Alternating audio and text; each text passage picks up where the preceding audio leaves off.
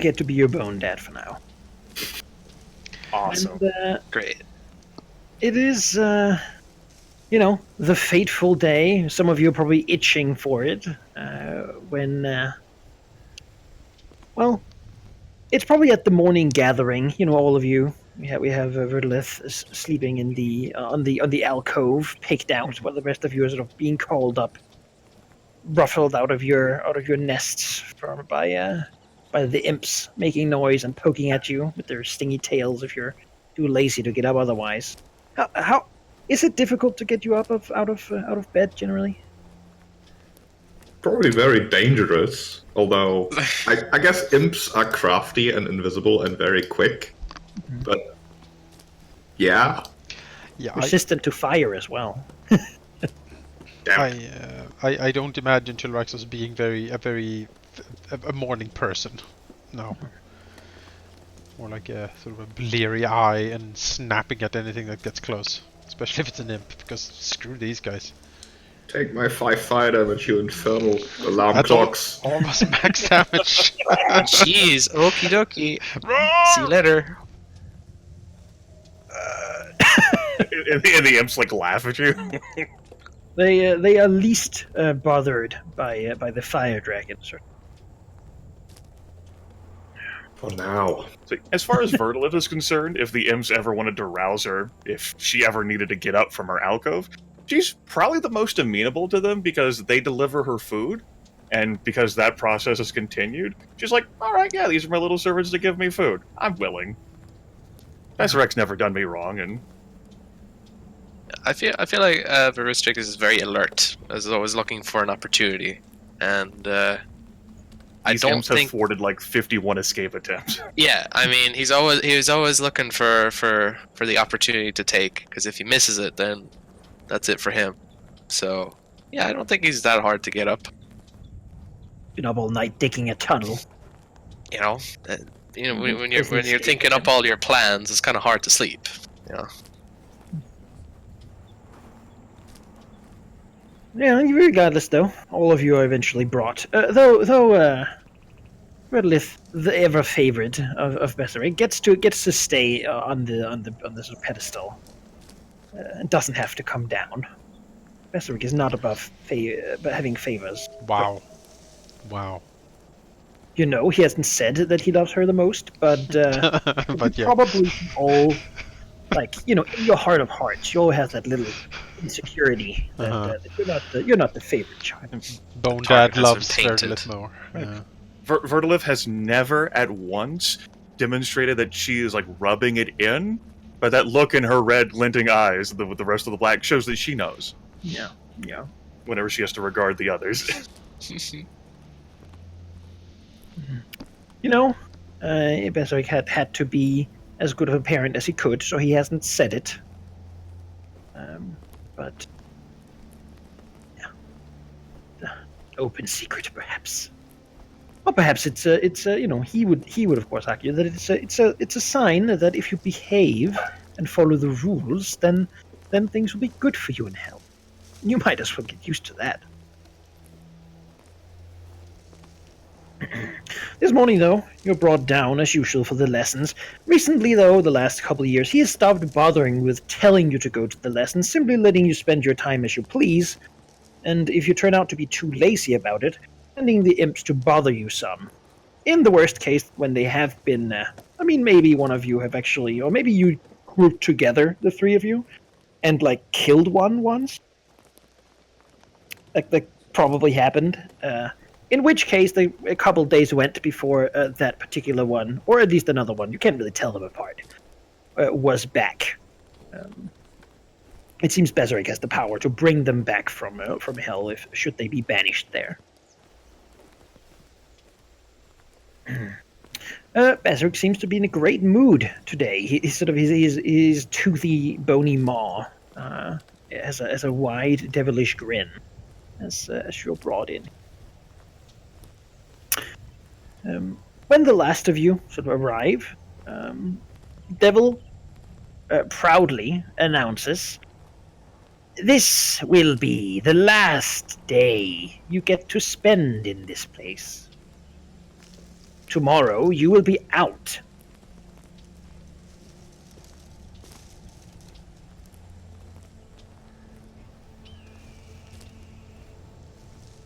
Well, that's good, I think. You can choose to stay, but I am contractually obligated to tell you not to. It would be a bad idea for all of you. Irregardless, you are old enough now to go and find your own place. Old. The twisted marrow needs a rest. He looks at you. Well, finally. I don't know how you managed to do it, but you even took the fun out of killing things, just bringing the imps back when they bother us to guilt them. And says, sometimes I wonder how I did it too. It What is does that certainly even going mean? to be cathartic the next couple of days.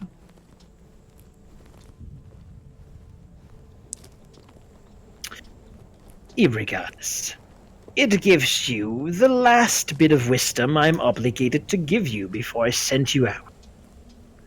To be honest, I don't bother keeping you here at this point. If you wish to leave today, then that is up to you. It is simply a chance for you to stay here and enjoy your last moments in this place. I am eager to be gone.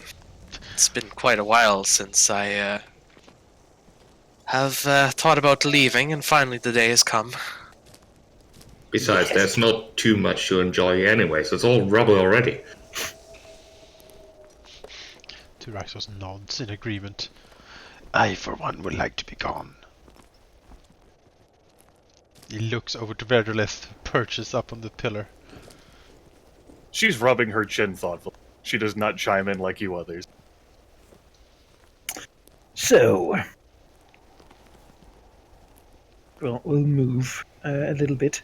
His long stinger tails are swinging dangerously as it moves down into the sand and begins to make a sketch, basically. The region you have currently been spending your life in so far is called by others, nowadays at least, the Serpent Valley. It is known as such, likely because it is winding and they have little imagination. Who others exactly? Yes. Most recently, a group of dwarves that have moved through the valley. They did not do so well, however. You will likely find them when you leave. They have set up a small camp not far from.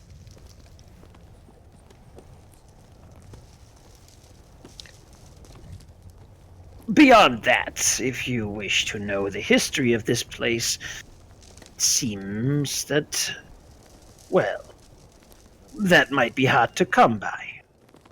There used to be a figure of some importance, but he went mad years ago and is currently stumbling around the valley looking for something he's lost. The devil sneers. Now, when you choose to leave, there is something your old father would ask you to do. A favor, if you will. Favors can often be returned. You see, he looks around. When we came out here, I had 7 of these little guys, but one of them has gone. I don't know that you've noticed, but it seems you've abused it enough that it left. This is not well done, especially for our kind. Was it dead, I would know and simply have brought it back, but it has stayed outside for, well, far longer than ordered it to. If you can find it out there and, well, throw it back here or kill it, either works, then I'll see if I can do you a favor in the future. An easy task, I'm sure. Hunt. That is exciting. More exciting than most things that happen here, anyways. Verdilith says, yes, so easy it took all 3 of you to kill one of them. I don't want easy.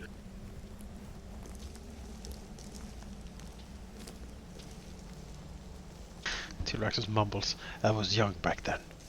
So shifts a little bit.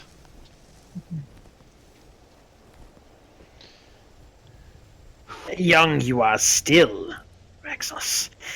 Young enough that I would warn you against flying too high in the valley. The main predators are flying great birds. They likely do not know your kind and would see you as a tasty lizard-like snack. Be careful with them. How The great are they? Learned this at some expense. Tyraxus looks indignated that a bird would snack on him. This is not what he would imagine. Now, I have come to be as fond of you as of anything I know. And I have a bit of a piece of advice. You see, this is not something I would have to tell you about, as you would never ask. However, it would be a sad tale if it should end so quickly. There is a mage in the valley. He's not from here, he's from far away.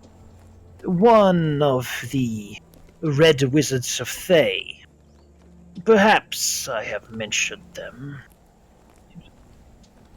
Have I not? Then I will simply tell you that it is an order your mother belonged to. He is here, likely as an attempt to discover what your mother was trying to accomplish in her later days. It is unlikely he has any true idea, yet the fact that he is so close means that he is not completely lost. It might simply be luck. You might not know, but things have changed from when your mother died, The Lich Lord of Sastam has taken over the region, and he is most interested in ridding any evidence or plots of his old rivals from existence, which would, of course, include all of you. He is a creature of incredible power, and he is also vengeful. If I were you, I would take care of this apprentice wizard. Well, when you feel able to do so. He is likely not a simple task to deal with, yet should he be left there for too long, he might actually find something enough to send back, which would bring attention to this place, and more would come. Better ones. The Thayans will likely find out in time. He sort of stops briefly, perhaps letting you know that although this might not be the time, in the future, a certain devil might tell on you. But for now, it is better if you grow.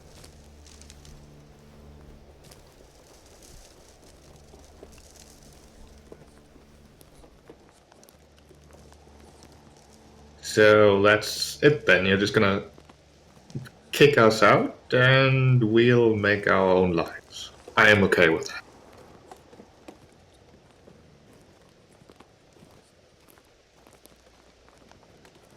How many of those dwarves are there? He shrugs. A handful. Should you wish to kill them, I don't think they will be strong enough to put up a fight. As I understood it, they had been robbed recently. Dwarves always know shiny things somewhere. These dwarves deal with the underground. I'm curious to use them. Tyraxus' eyes narrow, looking over to Valganith, nods. Yes, shiny things are important. There is another construction on the other side of the valley from where we are. A monastery of Nathlan construction. It is not something the imps have investigated closely, but it seems to be working. people would be there.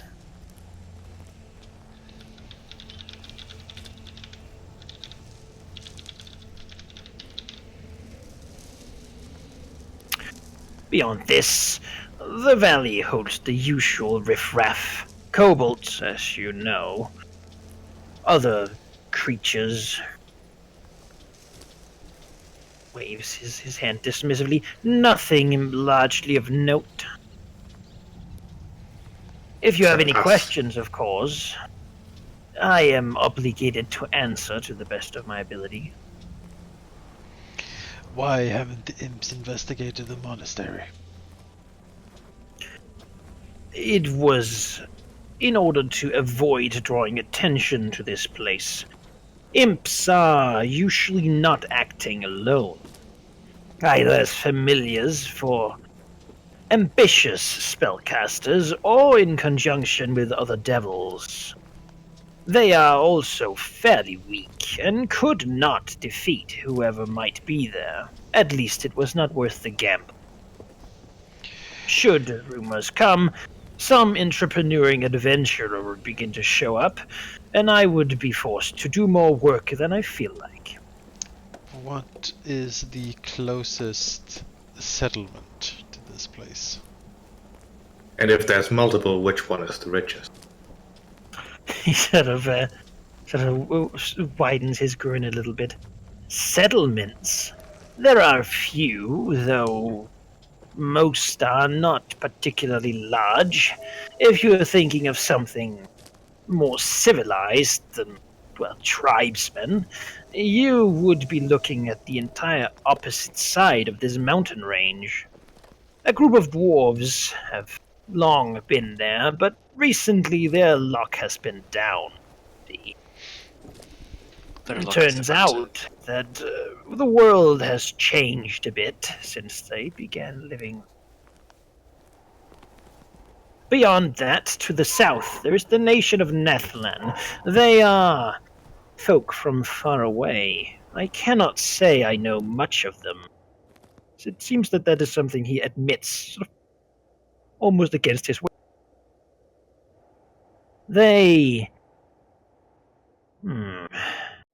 They do not take well to outsiders. To the north, there are several small and large settlements. If you wish to be traders, you should go there, I suppose.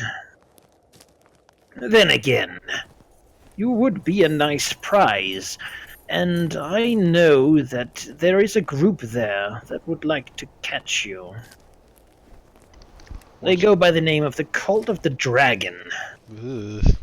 Servants of powerful undead creatures that wish to find you and, well, utilize you. They would be most disappointed as their rituals would kill you rather than anything else, as your souls are already, well, preoccupied. Very presumptuous to assume they could touch us. The devil says, of course. Apologies. And who robbed those dwarves? Perhaps we can rob the robbers. They surely have something. That I have not cared enough to investigate.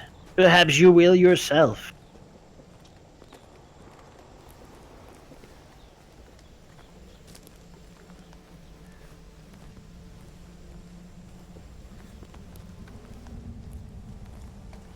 And if we're gonna not be here anymore, have any caves, perhaps? I'm not too fond of rain. There is a cave system to the west of here. It is fairly deep. I would argue against staying there, however, as at times things creep up from deep below. But that's the best part. And if it's a large system, there might be shinies in the walls. Although I wouldn't know how to find them, but the dwarves might. Oh, trust me, the dwarves will know. As will I. You've never been in a cave. Just because I haven't been in one, doesn't mean I can. He's read about them. I just know. Does have a lot of intrinsic knowledge. Engineering. Well, time for you to prove it then.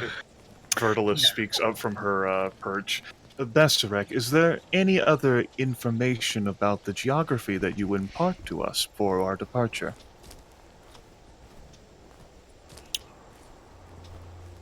The valley is fairly empty. Few people live here. Few people of consequence, indeed. Mostly this is because of its remote location. The Giants-run mountains are not a place most people find agreeable. Are there giants in the giant run mountains? Of course there are. Of course there. Verdilith snorts. It is but simple nomenclature, the same criticism that Bastarek leveled earlier. Well, apparently the cult of the dragon isn't a cult for dragons, but a cult that wants dragons, so the nomenclature really isn't that helpful. If there were giants, we would have heard the ground shake. Old, and she gestures towards Varistrix, would have said something about it. One of his numerous... He sort of shakes. Look around you. This place was built by them. They used to be much greater of a civilization than there are now. In ancient times, your kind and their kind were mostly equal. This is what remains of their kind. Oh, so that means humans are much smaller than I thought. I thought these dolls were for humans. Well, that's disappointing.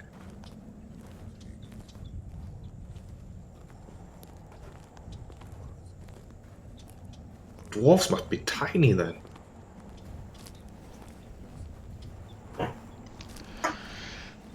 Tyraxus tries to remember what he knows about dwarves. It ain't much. Now, the benefit, of course, of there being few enough people is that you can explore the valley at sort of your leisure. It is unlikely that anything too dangerous or telling will appear. The most powerful thing here is likely to be this Thayan. Us. Together, you might indeed prove that true. Then again, attention is your enemy, at least from those who have connections to your enemies. So, how long before you will start causing trouble for us?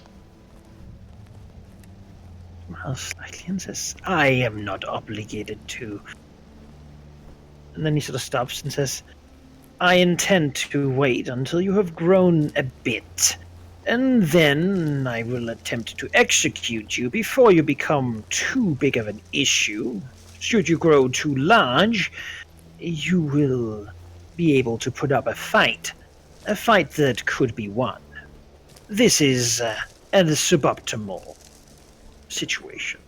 I am, however, also bound to this place as a guardian. This means that I cannot leave until this whole endeavor is done with. The imps, however, my messengers, can bring your existence to others who might be able to do something about you. Then he sort of shuts up and looks a bit sour. Then this one that is left will not be living any longer.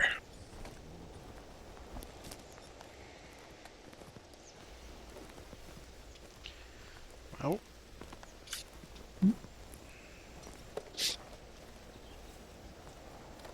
And just to ask the obvious, I assume the imps aren't going to bring us food any longer. Oh, if you come back, they will be forced to kill you, as will I. That's no good. Charming. There should be some wildlife out here. Mountain goats, the likes you have been eating so far. You are capable of hunting yourself. Yes, T-Rexus feels very capable. In fact, sort of squints towards the exit, and he is moving his body somewhat impatiently.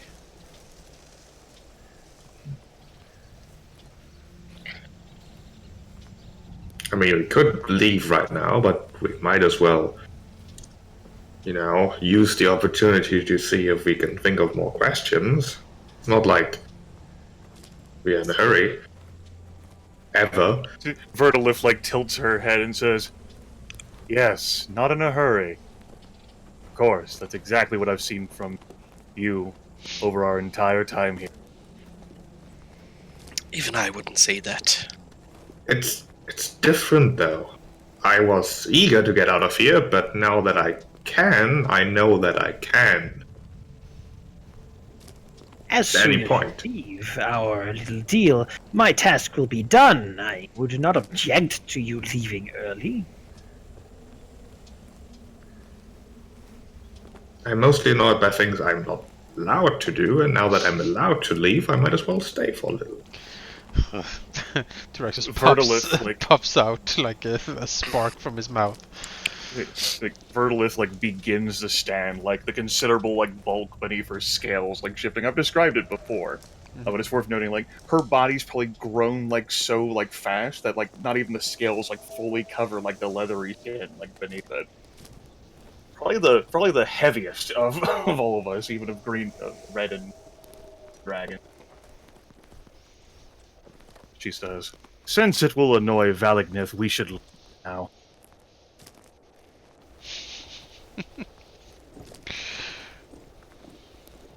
Ezric looks to Verdilith and says, "Oh, if only I could speak to you again. I have a few choice words.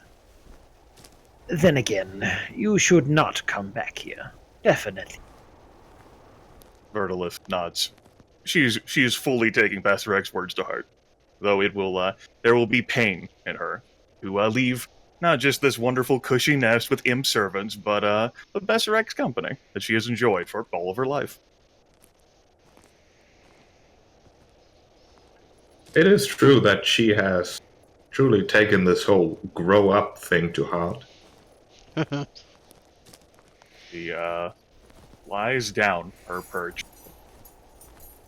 Goes next to Basarek, looks up at him. There's a toothy grin.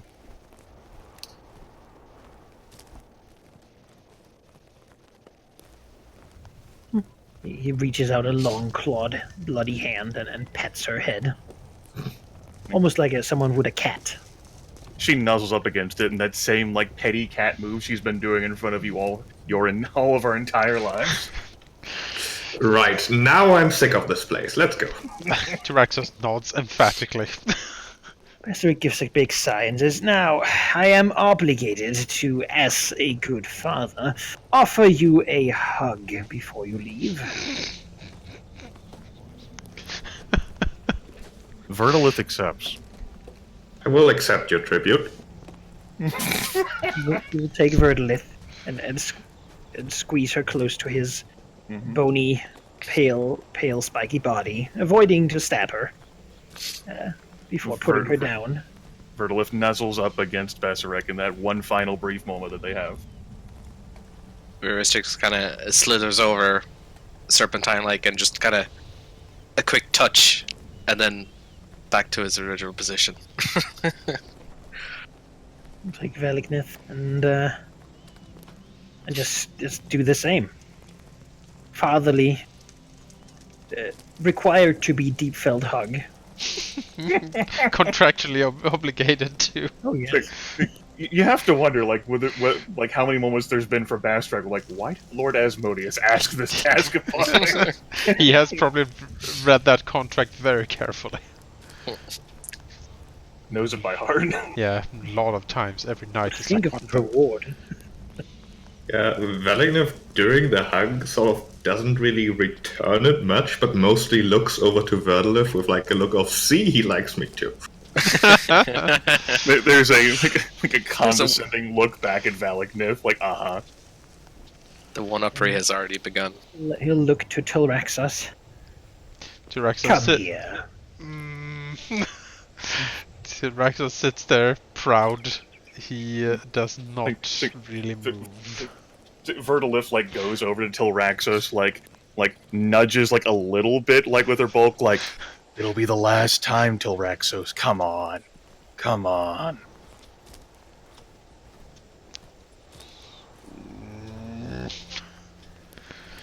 Yeah, he takes like a half step forward, feeling the pressure of the group. Verdilith says, think about it like this, like in a lower voice, which Basarek will surely hear, like, next time we see Basarek, we're gonna be enemies. You can let out all of your hate then, okay? And the contrast will be even better if you're nice now. Tyraxos doesn't seem particularly moved by these arguments, but nevertheless, he does take like sort of another step forward. He's like, he is uncomfortable, certainly, with this. Basarek will reach out and cradle him. His bony hand and sort of squeeze him tight to his bony chest. He says, not too old to get a hug from your old father. If a dragon can shiver, you can see the dragon shiver. Like, Old bony hand sort of pat his head. Slightly clammy. As he's put down. How could bones sweat? You know. Let's not think about that too hard. Fun fact, your bones are always wet. I need a bath. Tyraxos be going to have Oh, a I sand bath. suppose we have the time. The imps. No. Let's just. Yeah, Tyraxos looks back to Basarek and says, "Well, I suppose this is it." Quite so, quite so. He says, a strange sort of feeling from him emanating as he's perhaps been somewhat restrained for the last many years and is looking forward to getting to be himself for a while. Like all that parent time that he's had to spend, you know? All the kids have finally moved out. When we go down the map, you're just gonna hear a scream from up there, like ah, as he just pounds into the walls. Smashes imps left and right. Screams into a pillow. They're gone! 15 years! The indignity! Yeah. Tyraxos is ready to leave. Oh, he's a devil. He's not proud. Believe it's time for Restrix's last and final escape attempt. His He first almost wants to successful get out one. of the tunnel Yeah. now, but So it would be funny if the imps just specifically came to drag you back. Everyone can He's leave. Yeah, everyone leaves except the purple. You don't get to leave until tomorrow. What? No! The injustice! Unhand me! This is what you get for trying to escape all those other times. he's not allowed to do that sort of thing tomorrow. Yeah, before we leave, Until you leave this place, stepping out the door, and he'll be done. before we leave, Valaknith will bite at one of those iron bars of the doors that are apparently everywhere here, and try to break it as a parting gift. But he can't really manage, so he just pretends like he didn't try. I was leaving a mark. A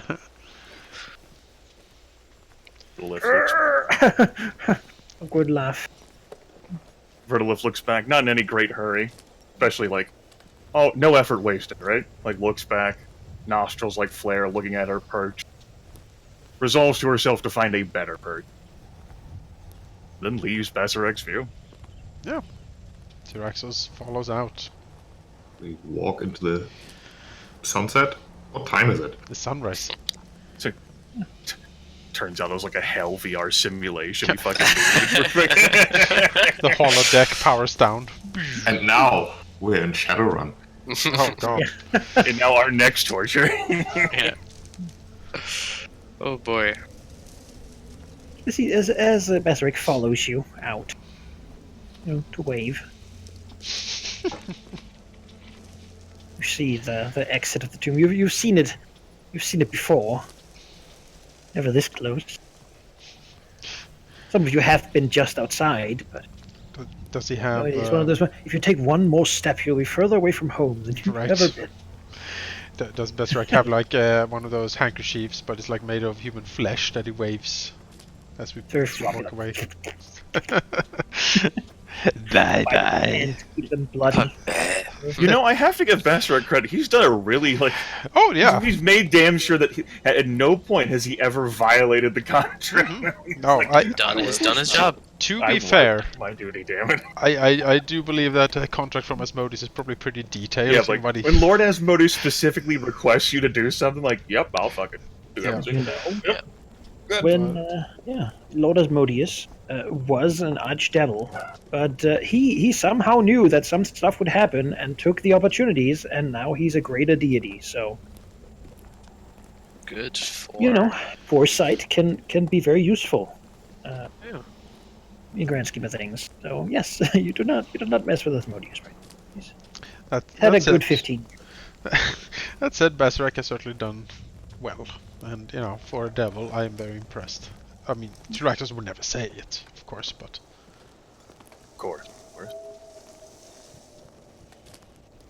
You leave the tomb, you see the massive doors smashed and broken, seemingly from the inside, some age prior. Almost like a cat, Verdilith, like, rubs her body like against the wall. Leave it.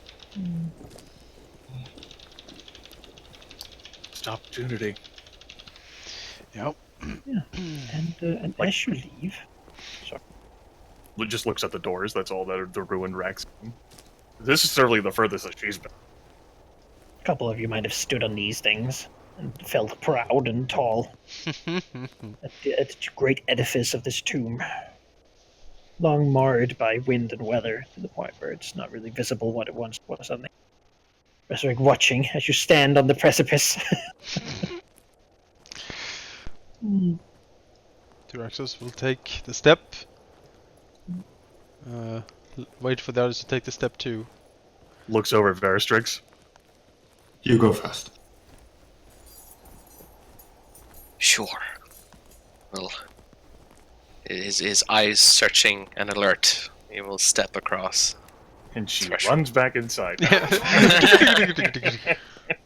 Throws herself into Besrak's arms. I don't want to leave! Tears streaming down her face. As she steps out, Resurrect's face turns into a triumphant, murderous madman smile. Disappears in a plume of crimson flame. Yeah. You can almost hear like a maniacal laughter echo from inside the ruined halls. We probably shouldn't linger. After all these years, I'm free 10,000 years, I'm free! to conquer. Reader of Pops up. Besrak's face on her. This was probably the most difficult bit of his work, he imagines. How wrong he is. So, looking over the valley, what do we see? Yes. So, you have all read the information I gave you, and as such, I have prepared for you 8 goals Okay. Yes. that you will get XP for completing. Once they're completed, or one of them is completed, that slot will be freed up, and at the beginning of the next session, we can fill it with one of your own goals. It's all in the document. These are the ones you have so far. Let's see if I can make. I'll put them in Discord, since that usually I can make a better. Yeah, better formatting there. Because otherwise it'll look what she did. Right. So that is currently what they are.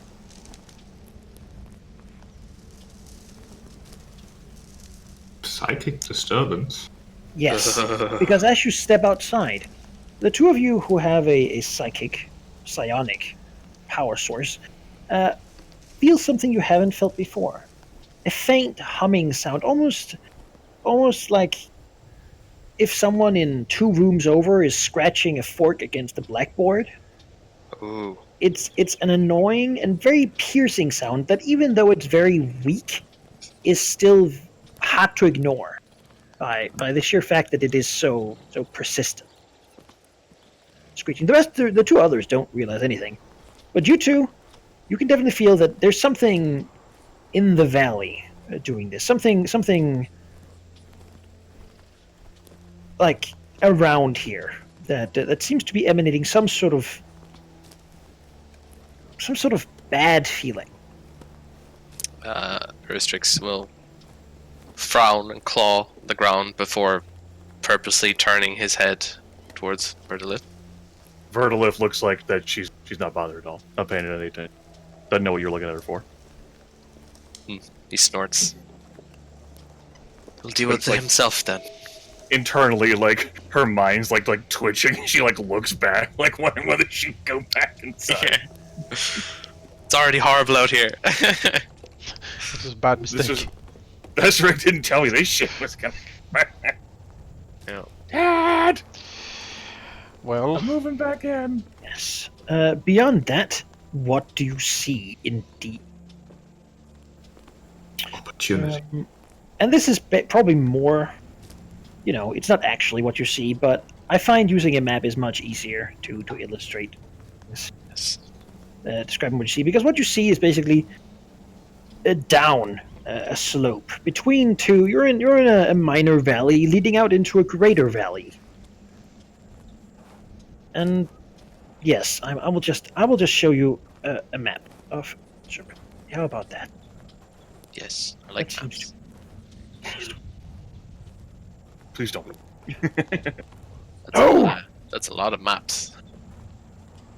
We download.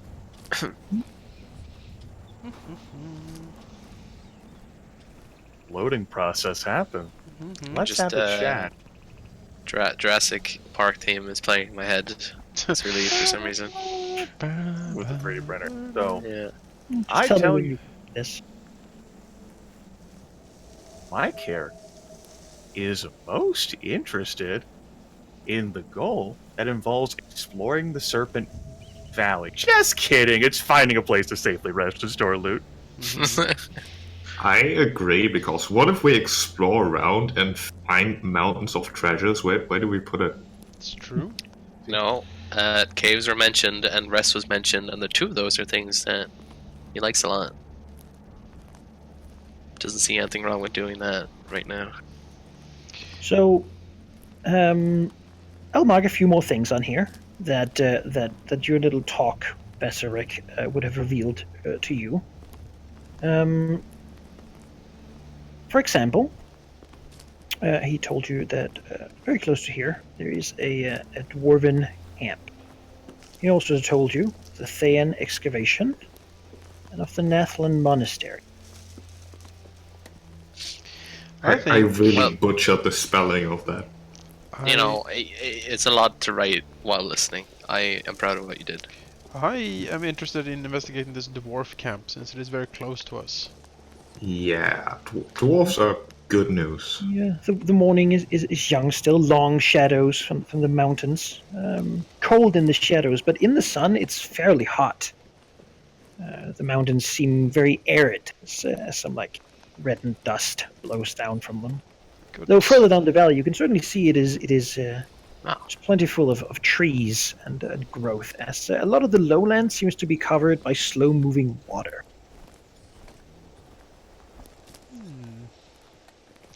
I'm using your stream to look at the map. That's Next This is level. where- Oh, I can see the map. Amazing.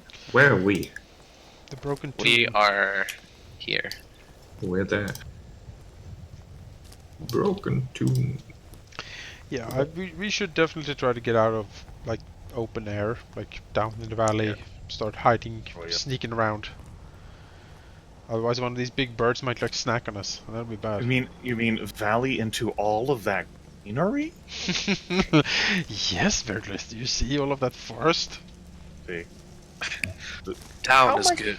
The way my character sees is that all we have to do is live long enough to get older. So we don't have any more imps feeding us, so we're gonna have to find new patsies to feed us at the new lair we'll acquire. Yes. And it's that lair's gotta be in the most comfortable place to get all the luxuries we've been denied in a ruined tomb. We've been confined to a single room. It's all been in ruins. Soft beds, the greatest sights. And that's so obviously this valley. There's plenty of leaves, moss. There's got to be some hills in there, like cliff sides, like the valley juts out. It's a place small animals to eat. Nowhere else could possibly have that, especially like these mountains, like a desert or something. That'd be awful. Is it just me, or does like the greenery, the valley, kind of look like a dragon?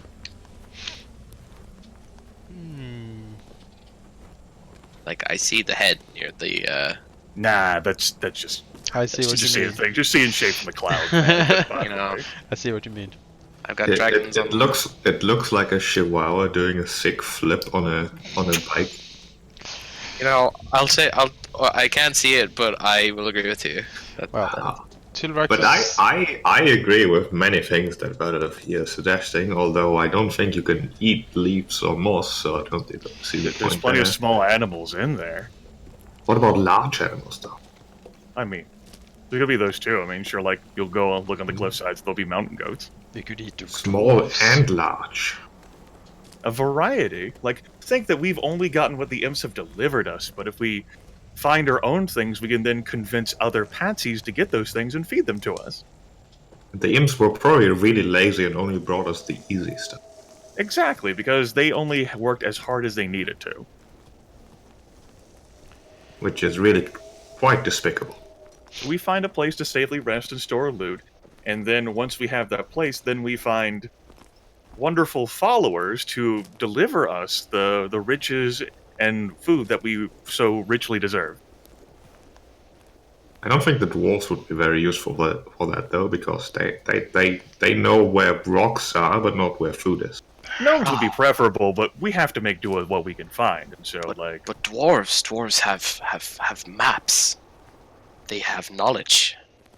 You can use. You can use them too, or kill them. I mean, who cares? Tyraxos muses. We could eat them. We could have them find shiny rocks for us and then eat them. Well, how about we go and inspect the camp and see what kind of material we are working with here?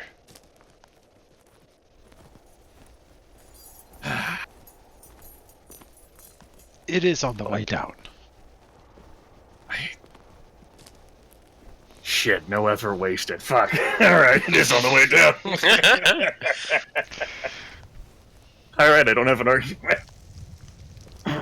Also, since we are sort of encouraged to invoke each other's compulsions from each other, basically, could we collect them in the chat really quick as a reminder? Sure. Yeah, sure. Let me look. In what chat do you want them?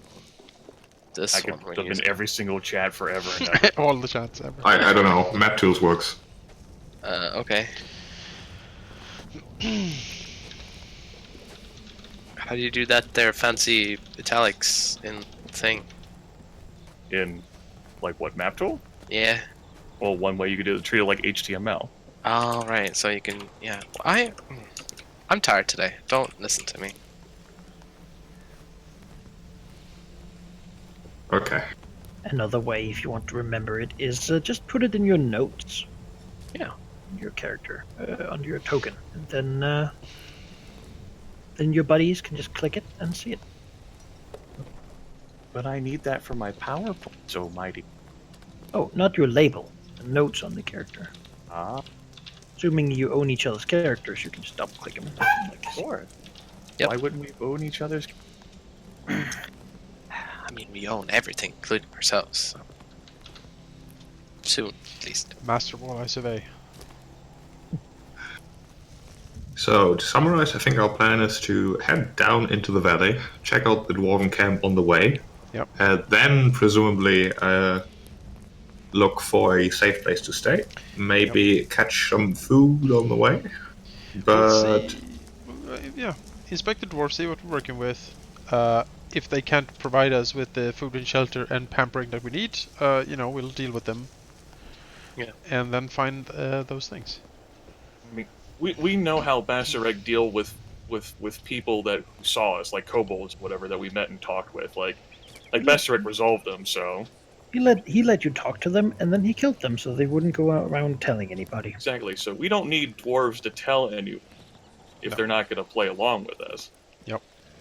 and we can also ask them who robbed them, and then we steal the stuff that got stolen from them. Yes. Or you could perhaps really make those dwarves grateful and make them really want to be your follower. Well, I mean, dwarves are honorable, usually, so if you do them a favor, they could certainly stick around. Yeah. It's not like they seem to have anything better to do. I mean, and who really wants, cruddy stuff Yeah. that got stolen for these dwarves, right? I mean, it unless seems it's like gold, they're because I do like seems they're a gold. bit trouble. So the Dwarves, perfect time to manipulate them to our needs. dwarves always have all the gold. Maybe some picks so they can get more gold Okay. for us. I'm sure if these dwarves had all the gold here in this desolate valley, they would have something better.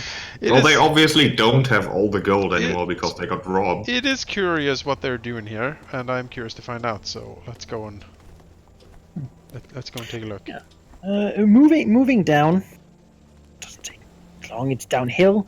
It's sunny. The sun sort of raises up and begins to warm your scales in a way you haven't really tried much before. It's nice the sunlight. Huh. See that? Shadows are cold. You knew this, but it's different to feel it on your own body. Nearing the region where Basarek had told you the camp is, you do notice it from a slight trail of smoke from what seems to be a mostly extinguished campfire in the center. The fire seems to have been made from just gathered wood, and therefore it smokes a lot, given that the wood probably wasn't completely dry when it was gathered. Around it, or with one seemingly dwarf standing on lookout, the other three are sitting around the campfire, whereupon what looks like a hare has been put on a stick, and clearly isn't being cooked well enough for their liking. The sort of look on their faces is furrowed brows. None of them are talking. They seem thoroughly beaten and thoroughly glum, as only dwarves can be. They, for their packs, seem to have very little. They seem to have their weapons and armaments, and they don't really seem like they have been particularly hurt. There is, however, signs that they have been in a fight recently. Splatters of blood, that sort of thing. You might have expected them to have a cart or some such, but no such thing appears to be here. They also don't really seem to have packed a lot of survival equipment, since, well, it appears they don't really have bedrolls or a tent. All in all, it's a pretty dismal sight. If any of you have want to do a history check as you look upon these dwarves, Sure. more information to. Let's do a history check. Yes, you. Bit tired. Oh, there's. They look a lot. They look a lot less grey than he remembers. That's for sure. I think Verdilith is just too focused on the desolate, desperate, beaten age folks. They look defeated. Their skin is slightly bronze.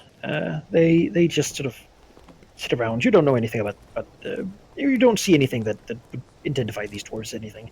Mhm. I mean, right now you're mostly working on what Basarek has told you, and your ancestral sort of inherent knowledge, and it doesn't seem like these really trigger any of that. Yeah. Dwarves not really foresty in nature. No, they also don't seem to like it here. They're sort of, yeah, they don't seem like they've had a good time. Let's see, can you roll history untrained? Yeah, Don't fairly see sure why- you can. Right. I mean, maybe Velagnev knows something I mean, about dwarves. it's not like you never know No. any bit of history. Yeah, it's a knowledge skill. You have certain aptitude. You don't have to be trained to use it. You'll slowly get better at it too. Yeah. Passive.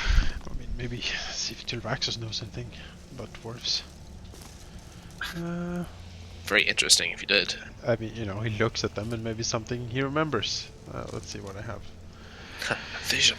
I mean, for a dragon, who knows? Yeah. But look at those dwarves. They are terrible. They are beaten. They are unprepared. They are poor. No. Like They might be gnomes. To some extent. Yes. Who knows? Right? Is there a difference really? Yeah. Verdilith like looking at like them and their like encampment like from our distance, like let's just ignore them. There's no point. But we could eat them, and then we wouldn't have to hunt. If we just showed them some force, we could get them to do whatever we wanted, and we wouldn't have to do it ourselves. It's worth saying that their outpost is not looking in your direction, looking further into the valley, and not as an outpost normally would, like with a passive eye, but with a sharp eye, perhaps expecting something to show up. Direction. They don't seem worth our time. Tilraxos says they might have information that might be useful to us if something has robbed them and beat them up like this. It might be good for us to know what that is. Maybe it was one of those birds. Perhaps. Tilraxos looks around. Is there like a bush or something somewhere close where he could potentially like be hidden but still be able to address them? He could try to sneak close. There's some foliage. I mean, it's not as much as if you go further down. There's like some thin bushes, and mostly it's like rock outcroppings that would be around here. I am many things, but I'm not very sneaky. Sneak over there. I don't think any of us are. No, we're dragons. Why do we need to be sneaky?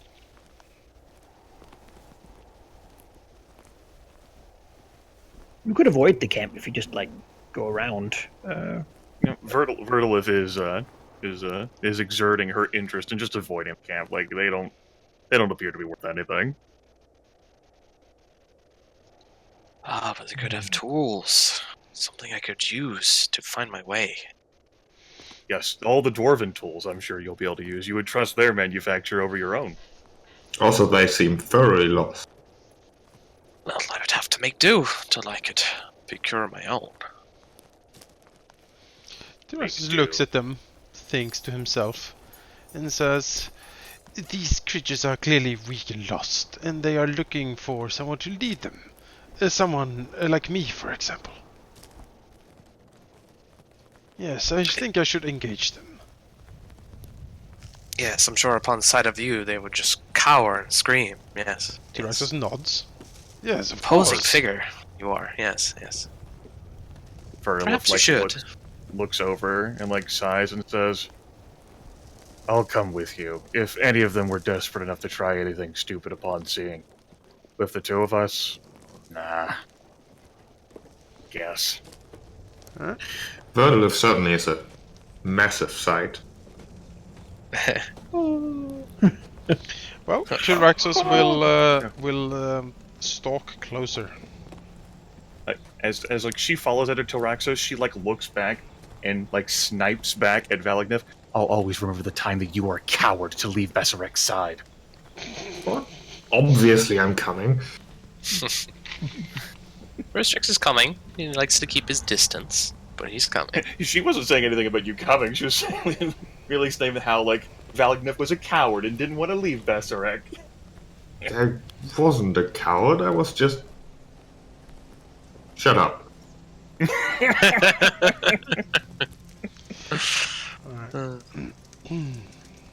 That make you a coward Like at some point. Verdilith like rotates like her head again, like, "You want me to hug you like Besserek does? I'm not as bony." You'd crush me. Verdilith nods, satisfied. It's not End what I of meant. conversation.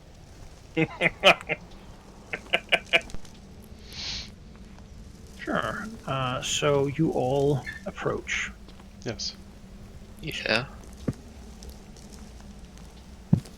You gotta wonder what the fuck is going through these dwarves' minds. To see like fucking like Tiamat of bed, basically in like small dragon form, like fucking like walking toward their camp we from the should- other side. We should totally form like a Tiamat costume.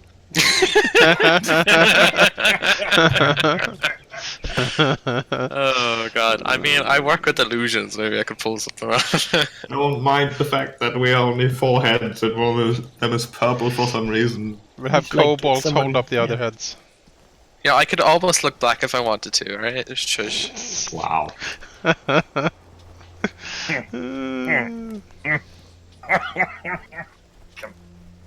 As you come up, nearing them, you're not trying to be hidden. No, I don't think that would.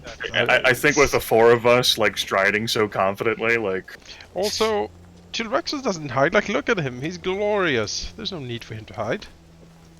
These creatures are People should hide pathetic. from him. Pathetic Yes. and dejected. They are nothing to him.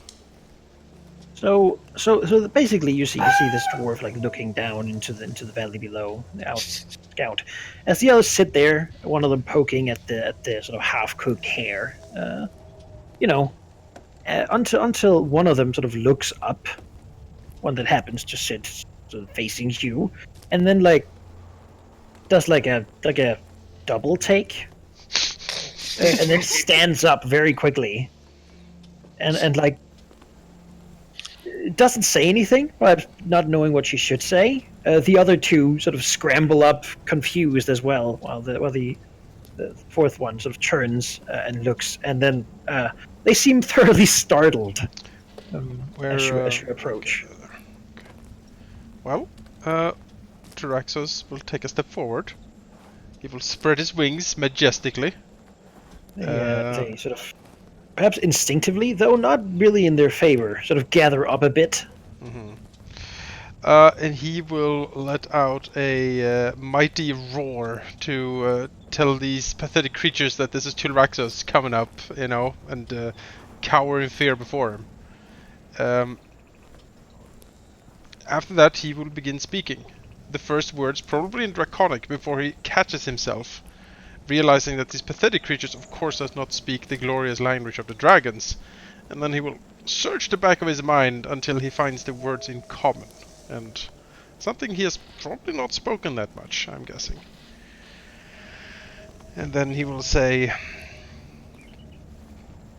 "Ah, you," looking at them, says, "Dwarves, yes, you clearly seem lost. Something has hunted you, yes. Something has hurt you, yes. Taken things from you. Well, today is your lucky day, creatures, because I can bring it back to you. Follow me, and we will make a great destiny come true for all of us." This is his first time. The dwarves sort of again stunned for a bit. One of them sort of mumbling like, "I'm moored in beard." Whatever troubles they had before, forgotten as they're faced with 4 dragons. Probably not feeling confident that each of them can take one, even as they have their hammers. it is certainly a tall order as a fucking like adventuring party. As the what seems to be the leader, a woman looking thoroughly defeated, though her axe is bigger than the others, so surely she must be the boss of them. Most recently, it's probably been used to chop wood. Steps slightly forward, looking at the others, who promptly, without needing too much of a push, sort of will step back a little bit, looking behind them, checking for escape possibilities. As she does a swallow and says, "Yes, we have lost something.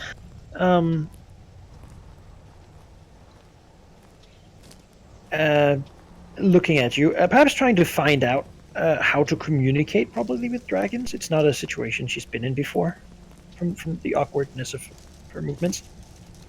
I am Runila Coldbrew.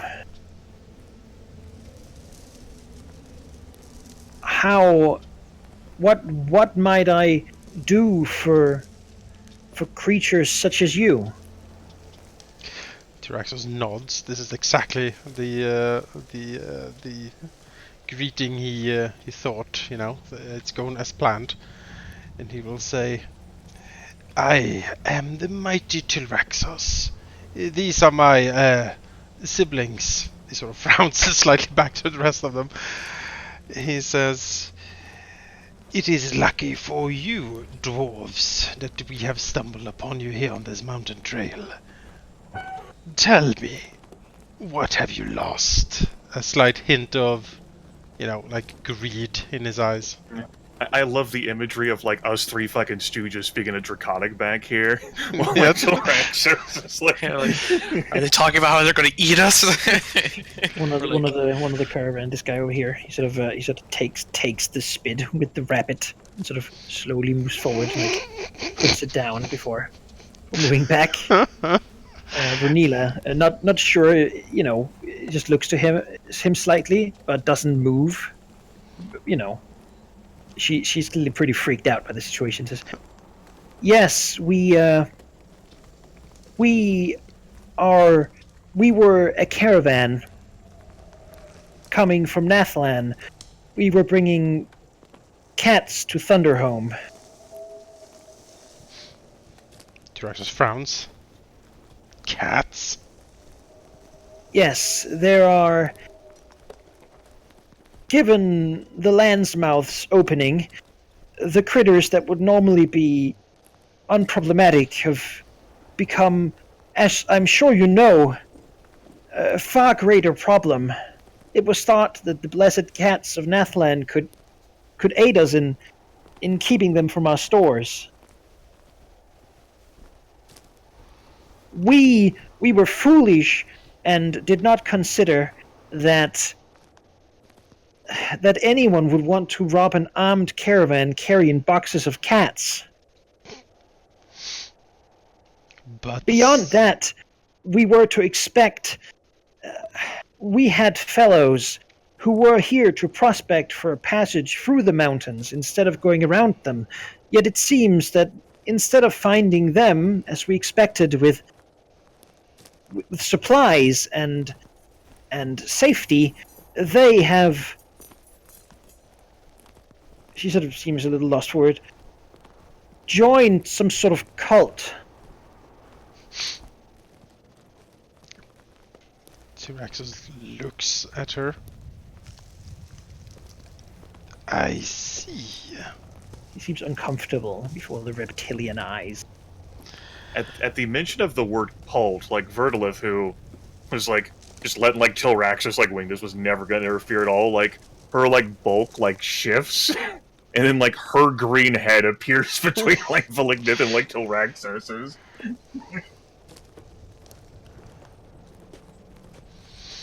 It's like, Yep. It's like, no, I don't want to like. You keep going with them. They're your baby. Well, Tyraxos then says, "So you were robbed by your friends?"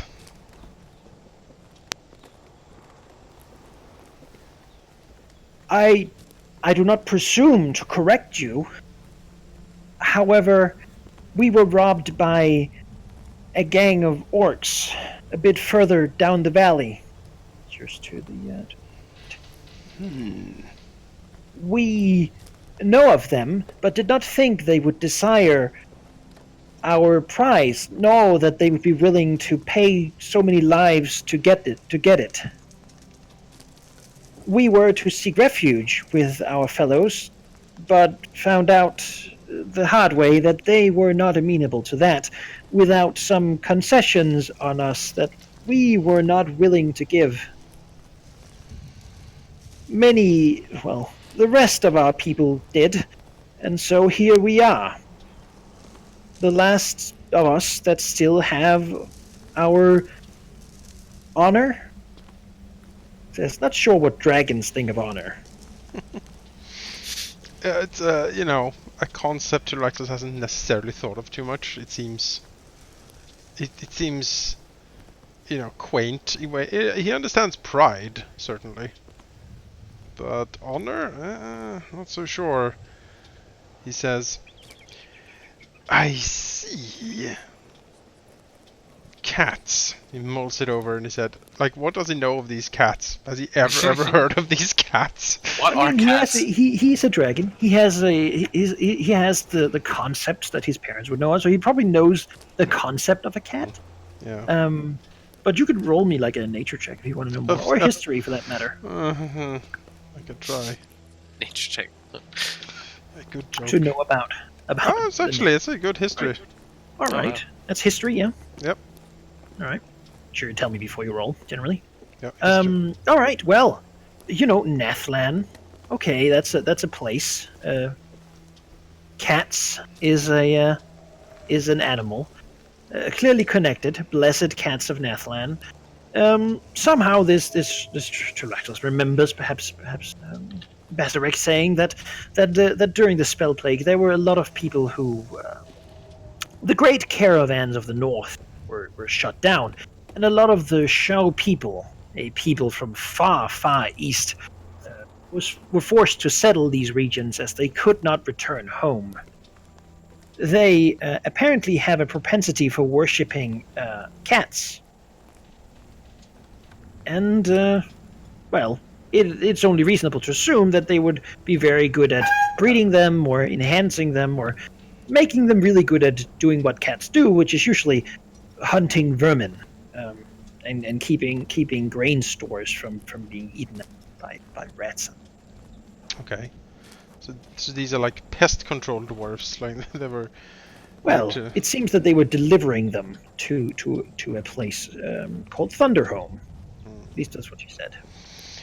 So this holdfast of yours, Thunderhome, it is in the clutches of some sort of cult, you said, yes?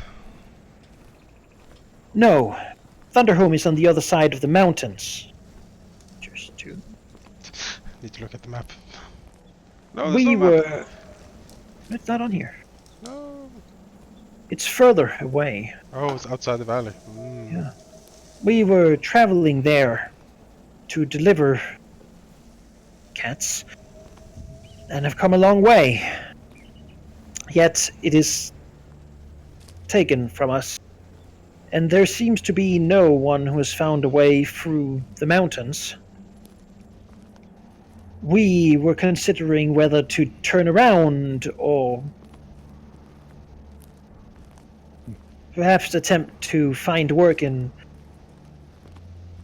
as mercenaries, so that we could purchase new cats to deliver. She seems a bit lost when she says this, as if this still is a recent thing. They haven't really had time to discuss it over. Verdilith will tap Tyraxos's form with a claw. She'll say in Draconic, "I've got an idea, Tyraxos. They're a caravan looking to make deliveries. Best way for us to gain profit is to ensure that caravans constantly come in and out of our valley, because this is going to be our valley, right? And so if we protect these caravans and they give us money to ensure that we don't eat them, and everyone knows how safe these caravans are, then it's a great deal for us. We get all of the wealth and food, and we don't have to do any of the work. Except for eating people who attack the caravan." And at any point, if there's a really big caravan, we can just take all of it. That would go against the idea. But we could. It would be possible, yeah.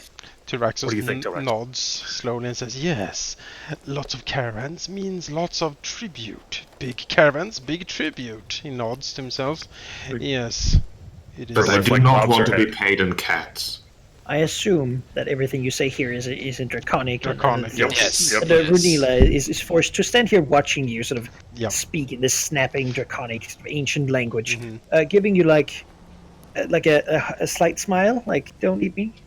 You know. Can Barristrace get a feel for her feelings? Like he probably has a better innate sense of like a creature's state of mind because he's more sensitive to that, and he has a bit of a sense of amusement at her discomfort. Sure, you can do like an insight check if you want to get an idea of Yeah. what she's dealing with. Sure, let's do that. All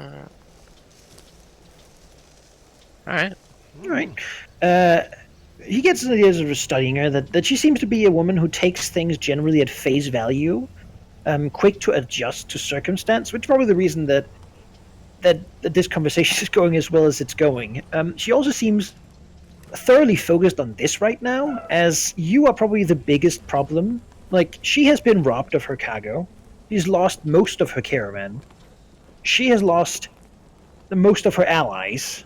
She's stuck in this valley with no real way back or forth. Yet you are probably the biggest problem she has, and she's clearly trying her best to be as amenable with you as possible. Not sure what you want or where you came from. She seems thoroughly freaked out, and like she's in such a shitty position that Really hard for her to see like life for her and her companions. yeah, at the like end of the she battle. doesn't know, so she just has to deal with whatever happens right now, and then the future, who knows? Like, Yeah, he likes that. He likes that how malleable she seems right now. Tyraxos will, after having done some. she seems like in short, she seems like a person who had pride, but that is gone. In most ways. Yeah. You know. World weary, so to speak. Well, Tyraxos will turn back to the dwarf woman and he will say, well, I have conversed with my siblings. Looks her up and down, and then he says, we sympathize with your plight. The valley is soon ours, and as such I have a suggestion for you, an offer. She nods. That's better than she thought it was going to be. We shall assist you. In return, you shall pledge loyalty to us. If you agree to work under our dominion, you will be awarded the protection vassals enjoy in our kingdom. He smiles a wicked smile at her. We will get back your cargo, or at least exact punishment on the ones who stole it from you. Order shall be restored to the valley. In return, you will assist us as we see fit. In the long term, we will together establish your trade routes again. They will be safe moving through the valley, as long as you pay a small tribute, of course. Yes? He smiles again. Clearly, this is a very generous offer. Verdilith is bobbing her head emphatically behind Tilrax. Sure. Could you give me a diplomacy check? See how this comes out. I can. I'm more of a bluffer, but we can certainly try. I like to think your position here is so strong. I mean, they're not going to tell you to go fuck yourself. I mean, That'd be unfortunate, yes. It would be unfortunate. Oh, that's a bad one. She stands there a moment, just sort of thinking perhaps, and then she nods. That sounds agreeable to us. Her companions exchanging looks, and then if any of you look at them, they sort of just look down. Oh, they're being shady. Now, Tyraxus looks over to Veristrix. He's the one with the insight here. Does he know something's up? Verdilith, sure, like, yeah, looks over. you can ride on that one if you want. That you're Yeah. 18 there. We've been studying this woman. She seems right now to agree to what you're saying. She doesn't seem convinced though that you're gonna be nice. Like she's basically agreeing, but she's guarded. Verstick will Probably no matter how you turn phrase it, over. she would agree. He but will say, Draconic. Well, your offer of protection. Sorry, I think my internet cut out there. My bad. You can continue. What? Yeah. She seems to agree. I mean, really? Like, she doesn't know what being a vassal of these dragons means. She's gonna agree because otherwise she would be killed right now. If they ask her to do something reprehensible, then she might reconsider her options. Basically, she doesn't feel committed from her agreement here. Yet, it seems to her that safe caravans and such doesn't seem like a bad thing from dragons, and tribute in order to not have this happen again would probably be pretty agreeable. Basically, the diplomacy wasn't whether or not she would agree. It is how trusting she is of your intentions. Yes. And right now, she doesn't trust necessarily that you're going to stick up to this. So she's probably going to be guarded around you. Right. Expect treachery. Oh, it doesn't seem like she thinks she could take you. So she probably won't try. No, he will convey and essentially say, your proposal was sound, but your offer of protection, well, not exactly 100% convinced, I would say. But that's easily dealt with. Verdilith, like, rotating her head, says, "Of course. Look at how mighty and terrifying Tilraxos is. And us behind him. As if they would not worry that we would promptly eat them, especially given Balaghnif's greed over a simple rabbit." And your mistake was you asked for a small tribute, which means they are not going to take you seriously. So now we have to kill at least one of them to show that we are serious. You are the worst negotiator. Tyraxus ignores this bickering behind him. We go back to being the Three Stooges, basically. And Tyraxus will say, you are skeptical. It is understandable. Creatures of your limited understanding are wanted to be such. Do not worry. I do not make promises I do not intend to keep. He smiles again, a toothy smile. Order will be imposed, yes. Strength will be applied when needed, and Tilraxos leads by example. Now, he waves a dismissive claw. Show the way to these bandits.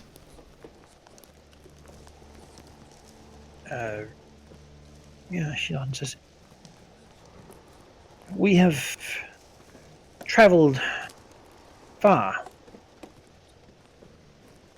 She's not sure. My lord. He nods. That's fine. Our camp, when we were last attacked, sort of points down through the center valley.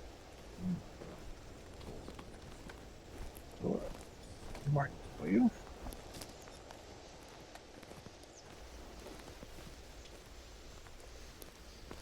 Was down there. Though the bandits ambushed and robbed us at the edge of the valley. I don't believe many come here. They might usually raid the people that pass outside. I could not point you directly to their camp, as I do not know where it is. They attacked us when we were traveling along the river. Very well. We shall have to investigate. Our camp below. Just we were assaulted by this cult attempted to recruit us. We refused, but were forced to retreat. They slew some of us. Tell me more of this cult. Of course, my lord. Lords. Looking at the rest of you as you bicker. Well, though thinking perhaps that Tolraxos is the boss, since he wanted us to talk. Tyraxus, looking at, clearly, look at him. They are dwarves like us, yet they were sent here while we continued to Nathland so that they could find a passageway through the mountain. Going around is a long way for trade. It is said that there is a passageway somewhere here that goes under the mountains, taking you very close to Thunderhome.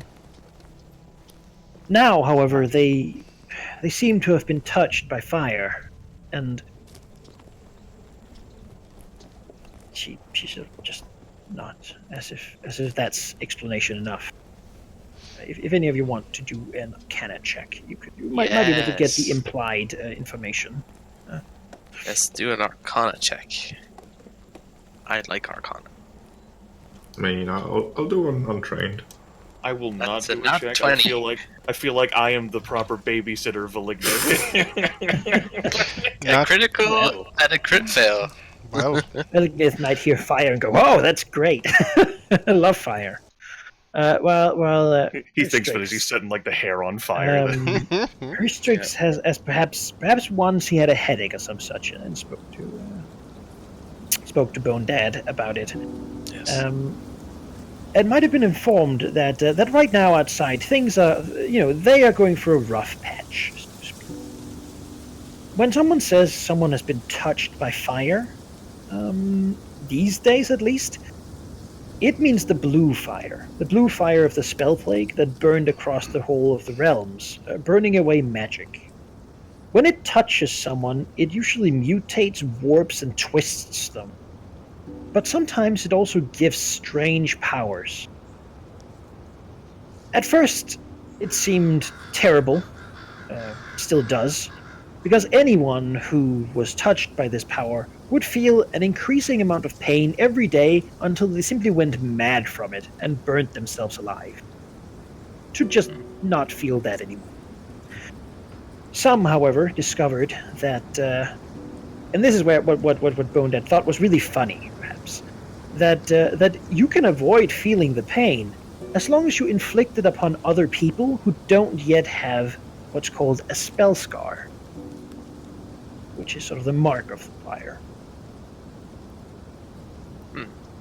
This, to some, is an agreeable solution. Simply spread the disease, and you don't have to suffer from it. You can have power from it, and you can just keep spreading it, and everything is good. Though most people who have it travel to a place far in the south, where it's said that something called the Order of the Blue Flame can cure them. A cult touched by fire, though, probably bad news. Given this knowledge that he has suddenly come That's into. an incredible roll. Let me give you a little more. Okay. You'll also know that this blue fire, though it burned all magic, it also had a by effect, basically. It seemed that when magic burned away from the world, there was more room for psionic power. As such, there's been psionic awakenings, especially in those touched by... Yeah.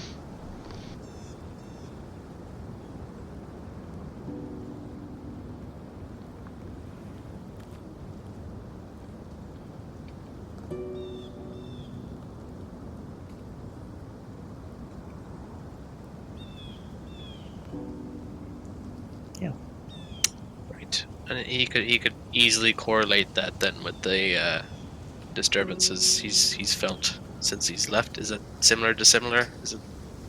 It might be related. Yes. I mean, he hasn't experienced it, but it might be. No. It's a point to explore, but he will relay what he has come into knowledge of to the others. Quite the exposition, but thinks it is necessary. Tilraxis is not even remotely tuning into that because Tilraxis, Stay a while and listen.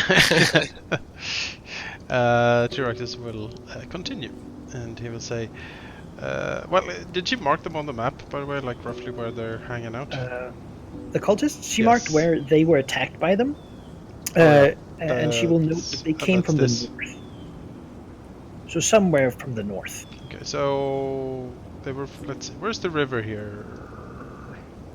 It goes like this. Okay, so they were traveling along the river, beset by orcs. They were traveling basically from this direction, along the river, and here around they were attacked by orcs, where they then fled further to find their fellows, who found them, and well. Okay. Their day got worse. Do you know if your crazed fellows have a camp or a stronghold of some kind close here? I would imagine they have. They came here with everything they would need with supplies and hunting equipment, And bedrolls. And prospecting, yes? That means digging. She nods. Some tools for that, yes, though as the path was already expected to exist, they were more here to scout than to prospect. These mountains are known, as I'm sure you know, my lord, for some wealth. It glitters These into days, Rax's eyes. Well, yes. Particular, it is said that in the deeps below them, there are residues of residium. What's Residium? Well, those of you with arcane knowledge might know this. Residium is when the great blue fire burned all magic. Sometimes it burned so hot and so strongly that magic, instead of disappearing completely, got solidified into sort of crystals. Oh. You can then take those, and then you can remake the magic using them. Oh. Aristic is very, very interested. It's also known to be sort of volatile and highly dangerous to mess around with. But then again, I mean, magic-made material. What could be more valuable? Tyraxis will turn to the others and say, well, it seems to me then that if we investigate this campsite they were attacked and follow their companions to whatever stronghold they have, perhaps they have found an entrance to the caverns, something we can use for shelter, and the lair. We would have to expel them first, of course, but that should not be a problem for us, I think. Why would we expel them if we can just kill them? Verdilith sighs. You should probably imagine an oddity for like a dragon. Like she like lowers her head. Thinking back at all the times she's listened to Malignith over all these years. Destruction is all you know, isn't it? Tyraxis looks... No. looks over to Verdilith, looks over to the others. What do you think? She says, it is good. We do need a place to rest and build our lairs properly beyond what we could accomplish in the ruins. There is slight concern if these cultists have managed to set up shelter within that monastery that Basarek informed us about. But if that were to be true, then we can resolve multiple situations simultaneously, which would be a great use of our effort. Praxis, while your power of persuasion isn't quite... Well, I do find your plan quite agreeable. Isn't that right, Malignith? Like pokes him with a claw. Like just like rotates like her wide head. I stopped listening a while ago, but sure. Tyraxus rolls his eyes, and then he turns. You are going to wake up one night to find me laying on top of you. If all goes well, Verdilith, you might be able to break things, yes? This is what you do, is it not? That's what I can do. How about breaking some cultists? I mean, I assume people are squishy, which means they don't really break. They more for rip, really.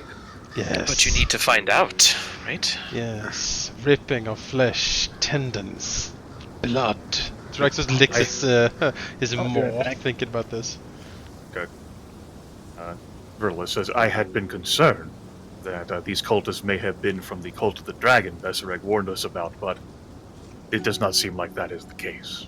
I agree. I was also concerned, but they seem to be more, madmen, I suppose.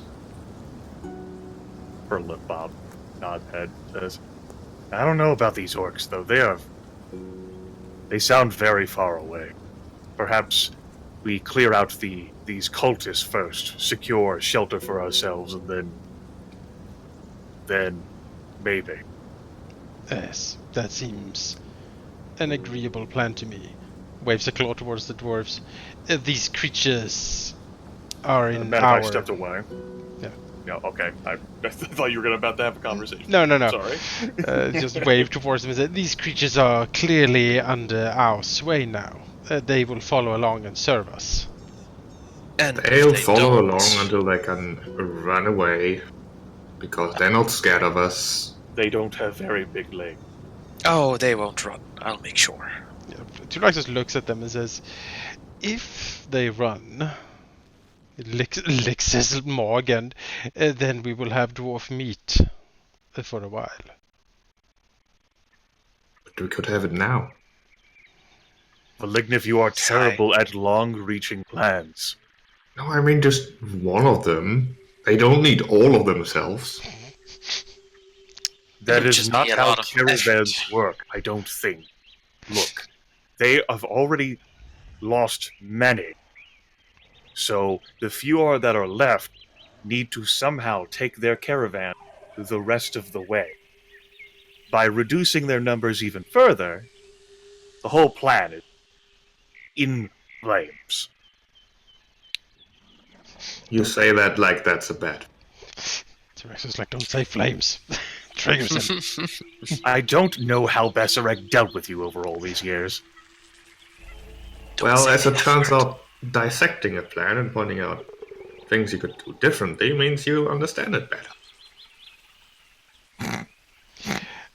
I am done with this interaction. First, walks away from Phylacteries.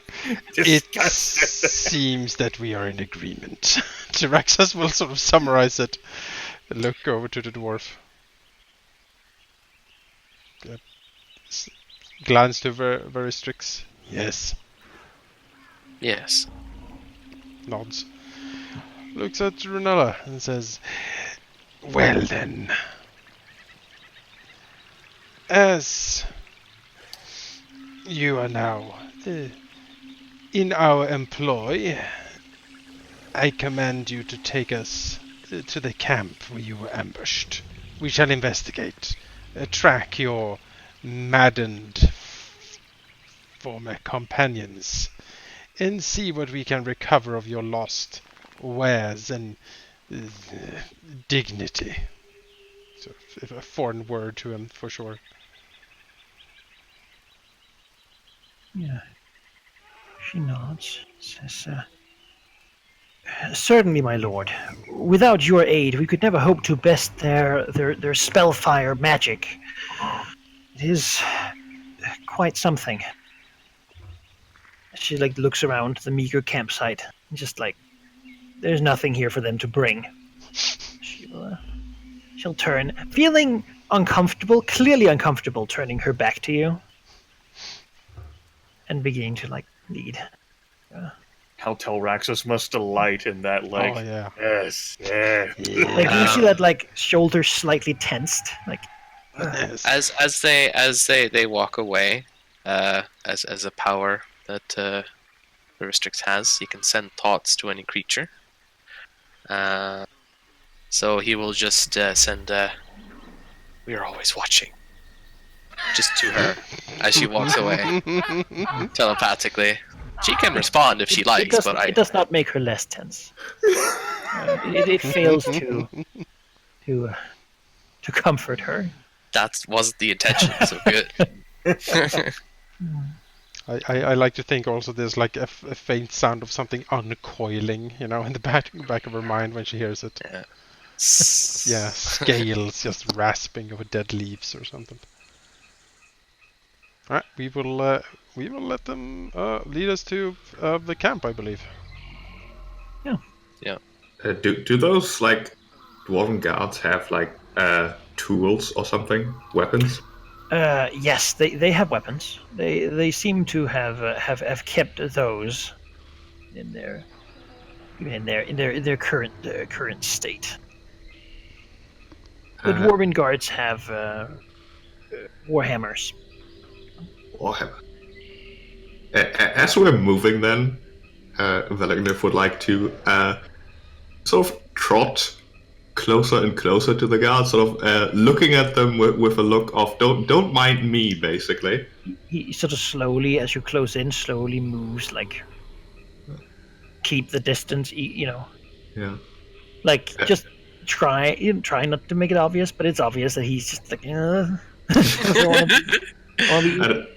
That is exactly the reaction Velagniv wanted. Before he'll say in probably much worse common than Tyraxis, "Give me your hammer." Looks down and frowns and reluctantly unhefts it and like hands it to Agnes. Seems to not like giving away his like lifeline. Velagniv will basically pick it up like a dog would pick up a stick, and for the rest of the trip just gnaw on it. That's it. Eyeing it every now and then. Tyraxis looks slappering all over the weapon. Tyraxis steals a glance to the others and again rolls his Verdilith looks over to Rex and is like, "We can't take him anywhere." Never mind, it's the first day we've been out. I know. I mean, Veristrix got out all of that, like just this energy with his escape attempts. Now he's quite settled. Red dragons are the worst, Ilraxas. The worst. They're savages. Yeah, as you go, you can hear, basically as you pass down, you can hear somewhere nearby in the, basically the landscape changes. It becomes grass with a bunch of pine trees, mainly. As you go, you can hear someone, a human voice, though from an elderly person yelling out, like, 70 years, a whole life! Oh! A whole life! Oh! A few subs, then get over here! 70 years, and I deserve to have a bit of food, at least. So as you can hear, the sound of someone tumbling into a bush. The dwarves slightly glance in the direction, but you're behind them, and they're just content. They're just doing what you told them to do. What was that? Yeah. It doesn't matter. Let's keep going. Let's get distracted. Yeah. That's clearly someone needs to be in a home or something.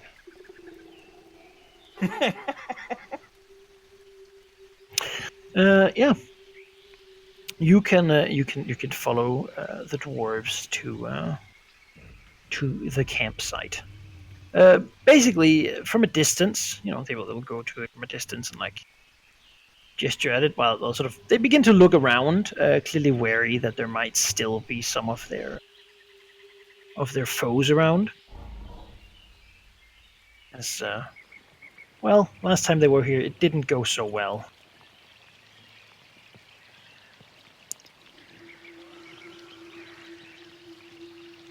Though presumably people full of blue fires would be easy to see. There are indeed laying around there, as you can see from a distance. There's some packs and whatnot. It seems they were sort of forced to leave whatever rations they had behind when they left in a hurry. There's also a couple of like bodies. Seems to have been stripped of their gear though. The campsite doesn't seem thoroughly looted.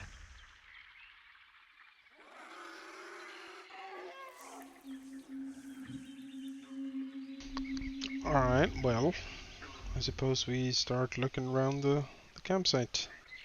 Verdilith will look towards the dwarves, and with a very amenable, smooth, silky comment, as you know all of those conniving green dragons have that are ever so reasonable. Take the time that you need to recover whatever belonging we carry further, as well as tend to your fallen. Look to you, Now. nervous. And she will actually like take to the sky her like considerable bulk to have like a get like a better look down to like look around. I mean, blue fire, like that should be easy to see, right? Like, it should be obvious if there's a big group.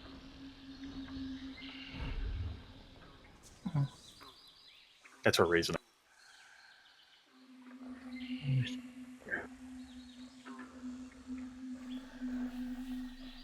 She's also comfortable. We're in a greener environment. This is what she was promised. Ever seen? This is absolutely what she was promised. Sounds Her not great, birthright.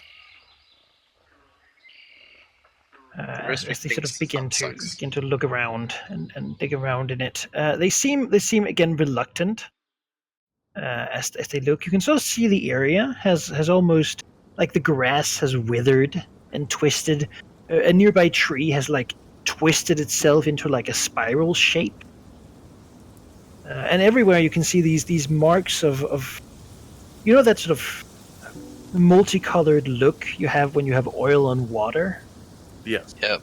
That sort of coloring is sort of burned into rocks and things around. There's also a smell here, a smell of almost like a burnt chemical smell. Very unpleasant to your sort of acute senses. This feels wrong. This is not the greener. Looked like it though at initial glance. Verdilith's been deceived. He's upset. This is supposed to be her forest, damn it. They did this to it. As they begin, basically one of them moves to touch one of the corpses. The corpse responds by basically like jumping up to do a hogging grab. The armor and clothes just like falling off as if it was made of dust, basically. As the thing clearly is not a dwarf, or was not a dwarf. Well, it was a dwarf, presumably, but it is twisted, sort of made long, as if someone took the feet and the head and just pulled until it is like 2 meters and very thin and frail, but everything is elongated. It has a strange bluish color on skin that seems to be almost like paper, easily tearing with little underneath it. Its eyes have been become a twisted sort of yellowish color, and from it you can, those of you, well, probably just very strict, can feel again like part of this it seems that there's some psionic potential in these things. As basically the thing sinks its teeth into the dwarf, it glows slightly, and around these scorch marks begin to blow up little plumes of blue flame that seem to want to spread whatever infection there exists there. Go into initiative. You can sort of put yourself where you think it would be. The corpse is over here. I'll put in my label that I'm feet in the air. Because I took to the skies. I'll be. I have a state called flying. Oh, okay. Ooh. Because I figured there would be a... There might be some of that, yeah. Yeah. Alright, I've marked that, and I'll probably be, like, frowning deeply at the fucking, like, greenery, like, over here, like, 10 feet in the air, like... No. I mean, I could be wherever you want me to be. No, it's fine. Okay. You don't know what's around, so... Yeah, like, if that was, like, there's an issue, let me know. Alright. Sure. Then we will just finish it.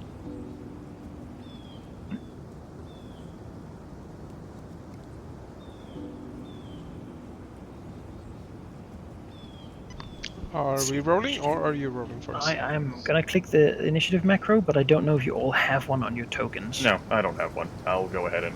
I stole it off sheep. Initiative. Oh, wow. I don't know if it did it or not, but everyone has initiative now. Hooray! It looks like an initiative I could have. I don't know how it generated a number.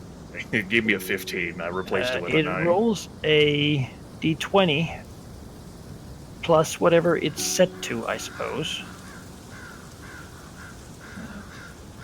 If this is our initiative Oh, mod. initiative -1, I guess. I will. That then, yeah. Properly accurate. Okay, cool. Neat. Alright, I didn't- let's go with I it for didn't now, at think- least. I didn't think your fucking button would work. Alright, cool. Let's reveal the enemies. Ah, Oh. Hi. Hello. First thing that happens is that a little plume of fire after this bit, they sort of burst into being, and one of them just seems to want to spread the love, so to speak. We'll move to Telraxos, and it doesn't really do anything to him, and yet it moves to sort of be close to him, as he can feel a mental strain from closeness to this thing. Tainted caress. yeah. Make him Well, 4 psychic damage. certainly hits. Would you resort the initiative, Manaki? Yeah, of course. Yeah. In the future, would you guys prefer to roll your own initiative? Like, if you've got a button that takes care of everyone, then I have no problem. I just target everyone, and if there's a common macros called initiative, then I click Yeah. that one, and then...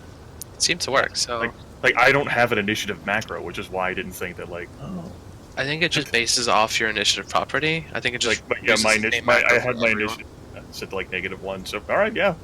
Yeah, so it worked flawlessly. Great. Take it. Yeah, whatever works. Sure. And that's basically what it does. I'd like to imagine Grimith is sitting last because he is really eager to charge these things that are obviously not supposed to be here, but he still has like the big warhammer in his mouth and isn't sure how to react to that. Well, Restricts. ever the alert eye. He's quick to act. He will take flight. Here. s- Everywhere around him. The wisps seem to fly as well. The Right. zombies are stuck on the ground. You've got a fly speed of 4 instead of 3? It was 3. No, it's 3. It should be 3. You are correct. I was like, damn, what awesome Scion bullshit do you have? That's right, train. Forgetfulness. That's what I have. You said you had a nice state. Is that in the state thing, or? Yeah. Goes to state, and then there's one called flying. Put your little wings on. Ah, You yes. remember, I see. can't be attacked by. Yes, I'll put in my label how far up I am. Basically, I imagine, since everyone's going to be flying all the time, we'll mostly do a vertical, like a 2-layer thing. Either you're flying or you're like Yeah. on the ground. And if you're flying, it's presumed you're like in the air somewhere, and we'll just like things that are flying can touch other things that are flying, and things that are not flying can't touch things. So, Ristrix feels these wisps and this perversion of psionic energy as if they could mirror his own.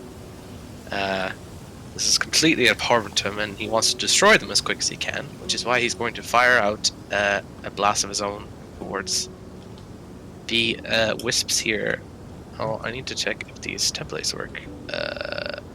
They should.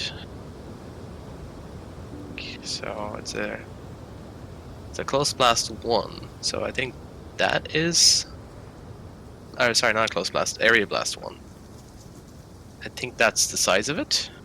Mm-hmm. Unless I'm mistaken. So he is going to attack 2 things with that. So let's see. So yeah, he's trying to make them. Well, I suppose they're wisps, so they don't So really have. that is the roll, and then the modified. Yeah, roll? that is the modified rolls to the right. Yeah, sure. So we You have can 1 take or 2. whichever one you want to choose to be hit first. Well, I'm just gonna go with 1 as 1. Yep. Yeah, that's 14. 14 does manage to sort of break the psionic wisp, though the other one seems to be too well manifested. Yeah. And as it takes any damage, it wisps out, snaps out as quickly as it came. Good. There's more to be done, but for now, Verstrick is just going to survey the battlefield.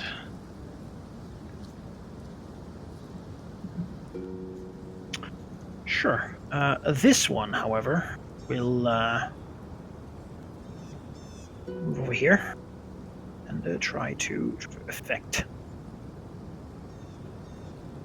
Verdilith.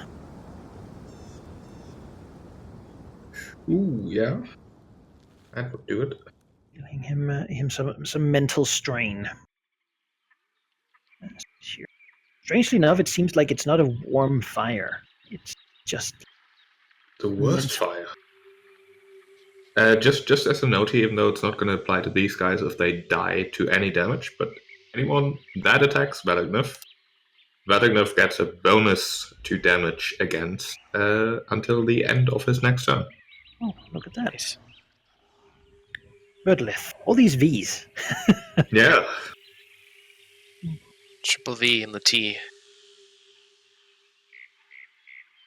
Verdilith probably named herself first, and then everyone else was like, I want a V too.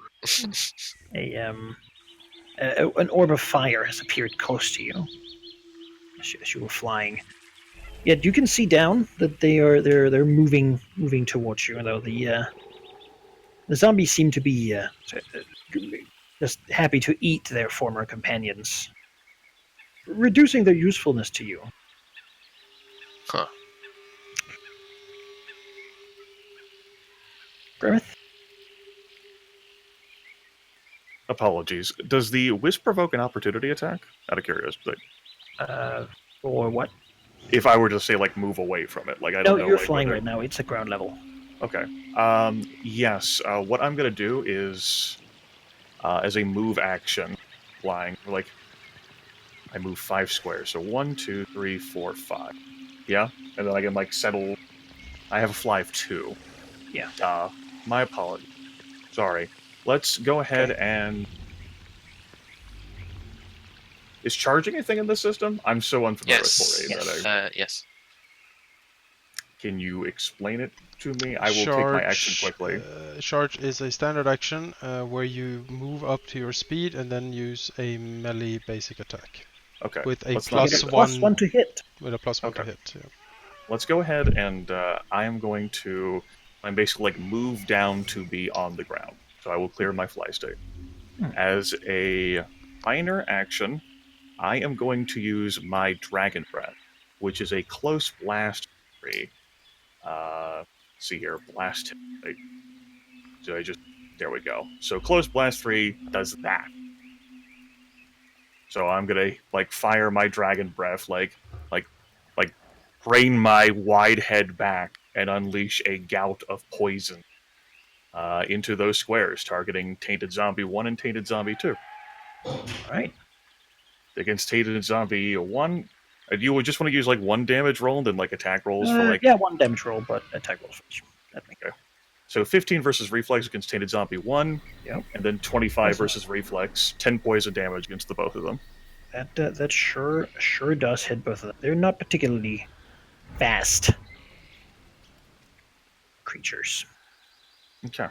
They stumble, sort of their flesh burning All right. poison. The next action that I will take, because that was my minor, and I've used my move, I now have a standard action, and I will use that against Tainted Zombie 1. I will go ahead and use... It's going to be... Twisted Eye, yes. I have a description for this. Verdilith's powers, so enraged by the cheating of her birthright and heritage, will be a miss. 10 versus armor class versus Tainted Zombie 1. No, they're not hot to break through, but the bony structure resists the blow. It All right. Wobbles. Now, if I use an action point, I get another standard action, right? Yeah. Yep. Okay. I'm going to go ahead and use an action point. Go ahead. Draw that. I will make that same attack against Tainted Zombie 1, using Twisted Eye. 20 versus armor class for 6 damage. Yes, certainly does. Okay. And it will take a penalty to its attack rolls equal to the number of my allies adjacent to it, and the doors will count as my allies. It That will is be the end of my turn. bloodied as bits and pieces are basically falling off constantly at this point. It's disintegrating. Whatever touched it and killed it seemed to have really, like turned it. This thing is something that the real world doesn't want in it, and so it's sort of disintegrating as you combat it. Green Dragon's anger apparent, like in her form. That's the end of my turn. All right. On over here, we'll go for you. You're apparent and close.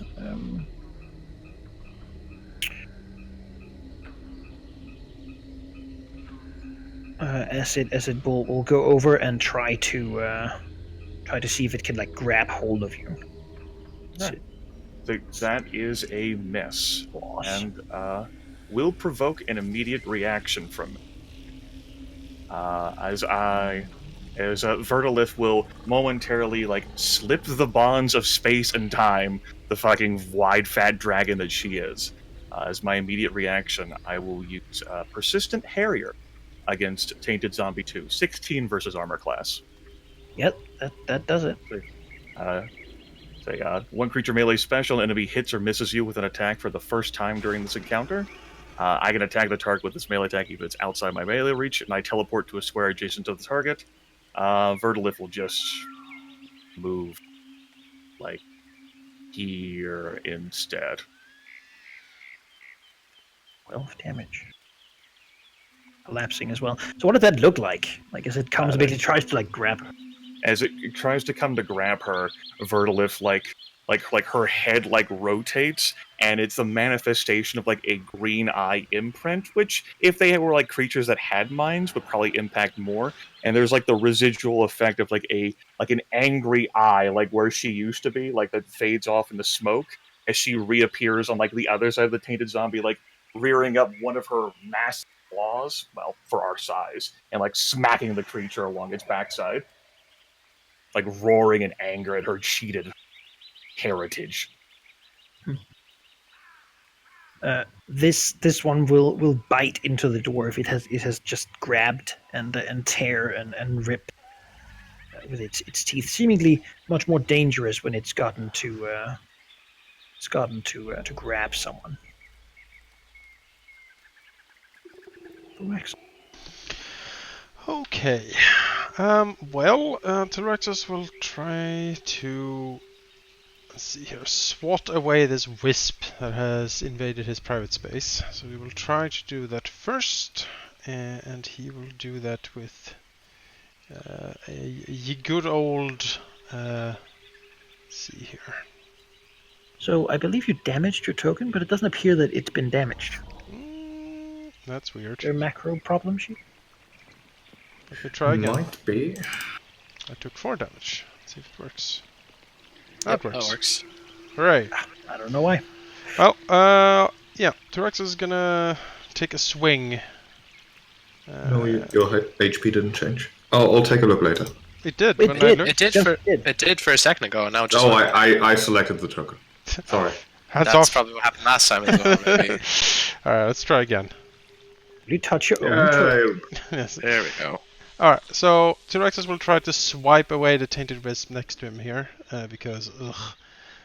So let's see if I can hit it. I am not flanking, so we'll just do a normal attack here. 20 versus AC. Yes, that's certainly. Yep, maximum damage. Smashing it into the ground, and Tyraxus gains 3 temporary hit points. As he swats away this creature.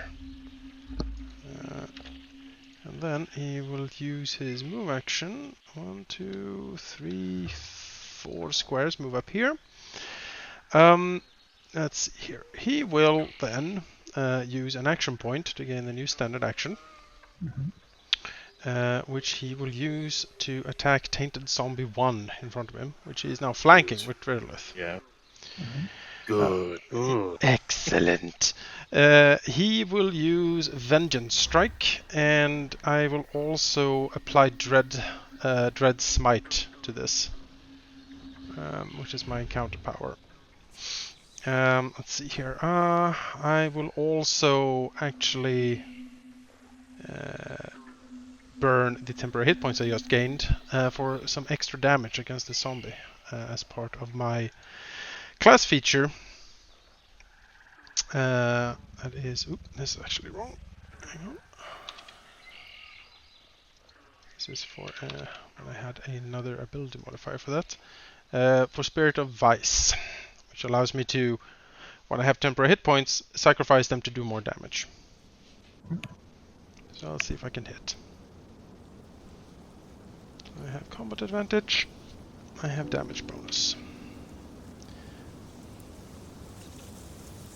And I will also be using the Dread Smite here, although I will have to use my Dread Smite. Like, I can't use it at the same time as I have this window open, so I'll just apply it afterwards. If I hit. Is the Judge right at will power?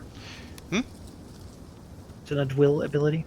The Dread It's like Smite? a The Vengeance Strike is an at will standard action. The Dread Smite is an encounter that I can use. It's a free action, so I can just apply that to any normal attack I do. Let's see if I can do it. That is a crit. Well, that is nice because as these things are, you hit it square enough to just crush it, and with a critical, it just dies. Alright, that thing explodes. Smash! Collapsing to the ground as you strike it in one of the weak spots. Well, there we go. No Dread Smite Nature. needed. Let's see here. For a little bit of, let's see what type. It's a minor action. Okay, I have a minor action left. Tyraxus will use that to gain a little bit more defenses here. With the Shroud of Shadow, odd, like cold winds and like shadows just start to sort of coalesce around him as he strikes and goes into battle, roaring his defiance. And the shadows certainly confuse and confuzzle his enemies around him, and also bolsters him a little bit. Probably the dwarves too. Yeah. God. Been through them. Yeah, they're sort of, the dwarves are sort of trying to gather in a circle and protect each other. Yes. But your battle style seems more ferocious than. Oh, this guy should do to attack. Smack it. He's chin. This wisp, closest creature, sensing a mind ripe for corruption, attempt to. It hits, but, well, Veristrix being a psychic dragon kind of shrugs that off. That is weak Minus enough. harm. Yes. It's a pitiful attempt to breach his immense mind. Burn it to Rex. Certainly hits, yes. The partial concealment just gives you like bonus to your defenses? Yeah, plus bonus? 2 to my defenses. Okay. So that's a hit. Gotta relearn for you. Yeah. You know, it's far away from all of us. Fair questions. Yeah. As take a Glenn little while. can act. Well, sadly, these balls of blue fire are probably not too bothered by actual fire. But it's still worth a try, isn't it? That's right. There's only one way to find out. Research. Let's find out. Only in fire is the truth revealed. Ah! There Are you these- go. Let's see. I'll roll this twice. For the top one first, if it actually matters, and then the bottom one. Let's see here. Attacking reflex. So 24 certainly. They seem to burn just fine. And Oh. 12 doesn't do it. Science again- prevails. Throw fire at it, and it just is blasted out of existence. There's fire, and then it's gone. Yeah. And then Velignev will... How far can he move? 5. He will move over here. His tail, moving in an almost rhythmic movement before swinging around, smacking, hopefully into the zombie like a hammer. As he will try to protect his minion here, because, you know, they might not be that useful, but they are more useful than mugging zombies. As he will use a word of shielding against this zombie and try to protect his buddy here. Oh god, that's very large. Oh my god. Goodness gracious. That's a great ward of shielding, my friend. Jeez. The scale is a bit off. It's the scale is in like feet instead of squares. This is why I don't trust all your highfalutin Java script science. I suppose this is 4th edition, and that we should have it in squares. Squares. I'll make that happen. I'll make that happen next session. Okay. Would As wanna just- Velignev's tail smacks into the zombie for a hit of 21. No. 21, certainly. 12 damage. Yeah, he Fall apart. He will activate his Rune of Protection for this strike, which means, first of all, the effect on the ability, as well as anyone adjacent to Velignev gets resist 2 to all damage.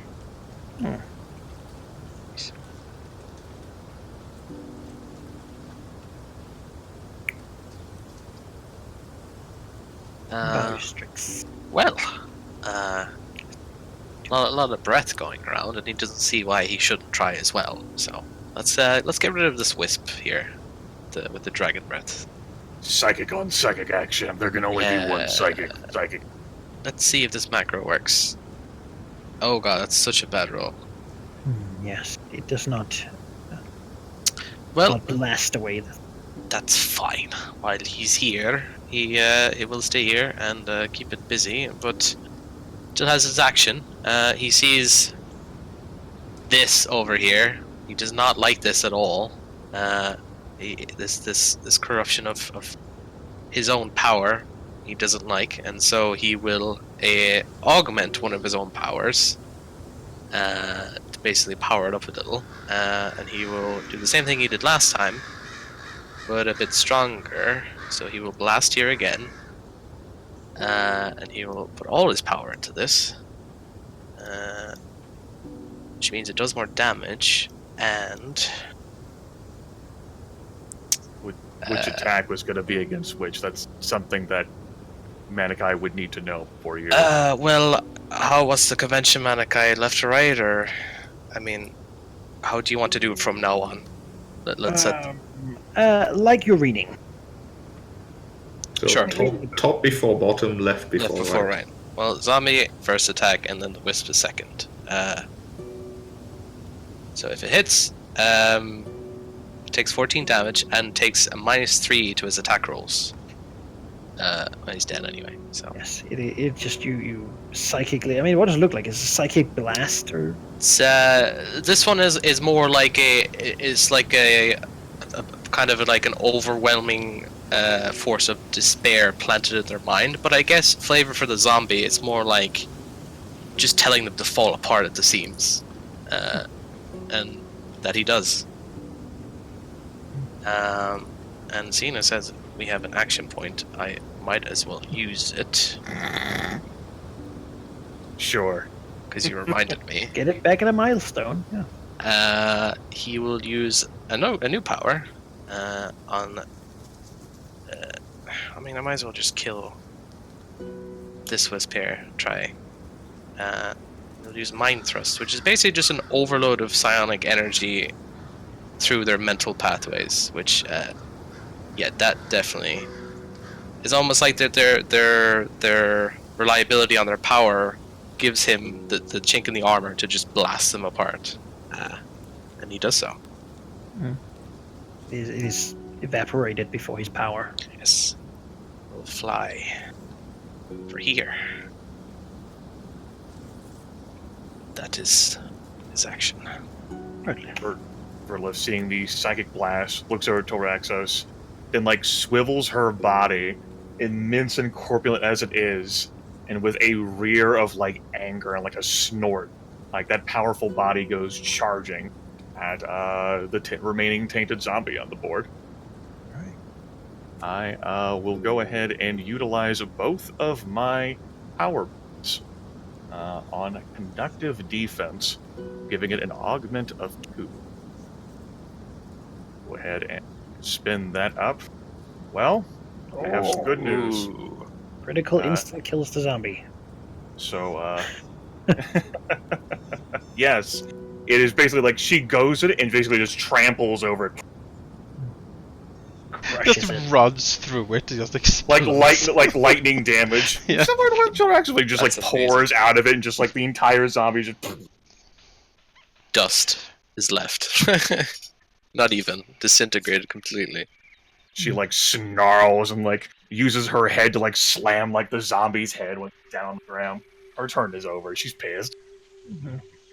Raxos left with the tainted thing trying to infect his mind. Syraxis is impressed with Verdilith. That was a mighty charge, and she has. I mean, he hasn't seen her apply herself like this before. She didn't hunt imps with them and Nope. nuzzle with Bone Daddy. So, he didn't think she had it in him or her. Well, he's impressed. He's gonna swing at this tainted wisp here. That's a natural one, so He's so impressed. yeah, So he's, impressed. He's like, huh? He's looking the other way. he's very yeah. All it needs is 1 point of damage. Yep. Jeez. Couldn't hit. Why? That's, Stay near him. that is what is with these fucking attack rolls. Yes, that hits. It certainly does hit. Look at it. Reflex is not really your. No, it really lot of isn't. your- That's sort of the worst I have. Yeah. You know those high reflex saves on dragons, right? Mm-hmm. All right, Velikniv. Complete the mission. He To will destroy. try.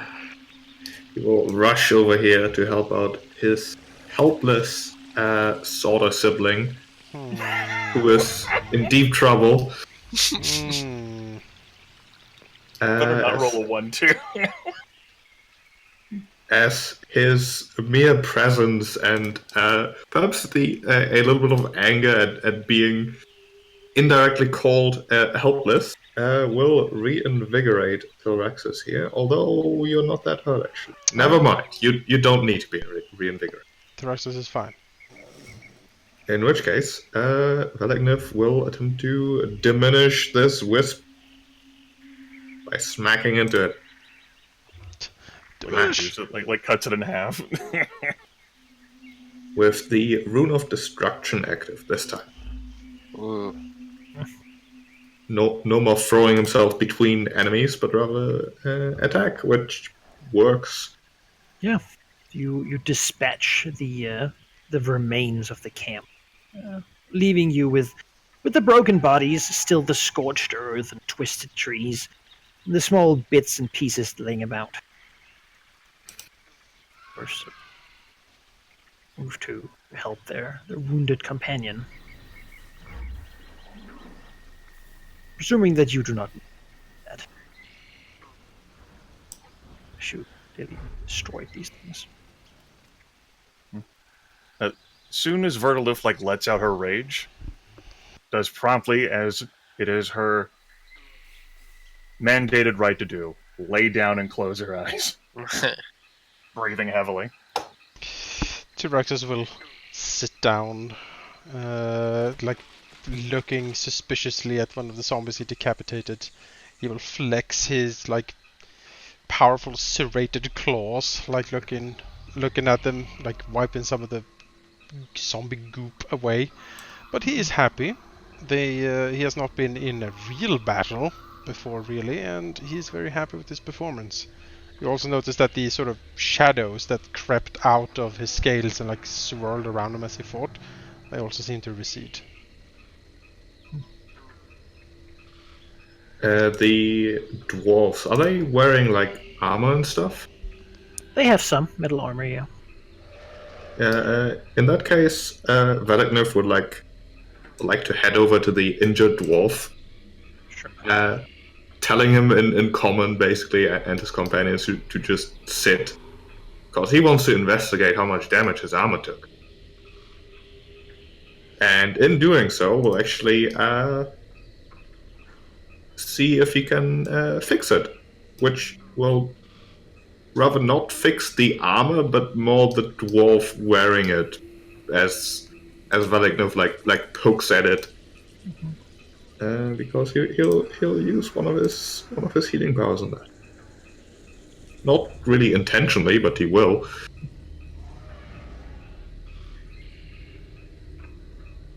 All right, now they don't have healing searches. It's mostly a symbolic gesture. We'll give it.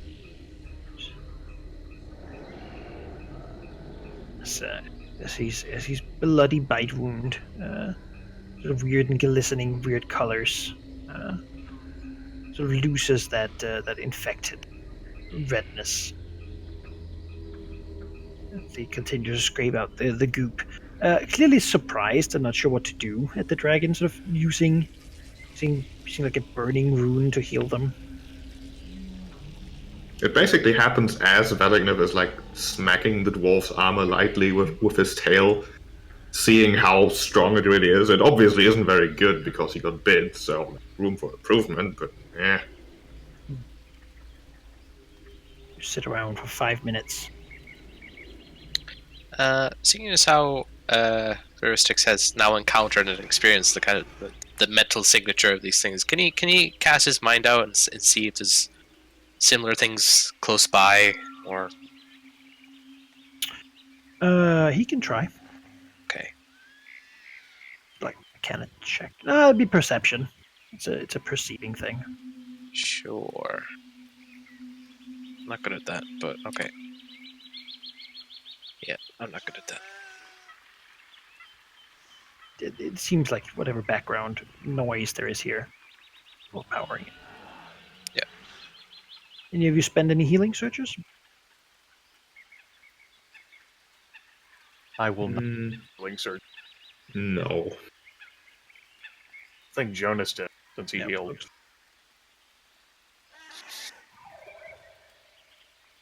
All right. So we'll also take a bit of a breathe before looking through their stuff, reclaiming some of their things and whatnot. Yeah, I'll sort of go over and do that. So well, after they've sort of done that during the 5 minutes, come over to you and I give you she's not really sure how to begin addressing you since you're speaking your own language to each other and such. But she makes herself present.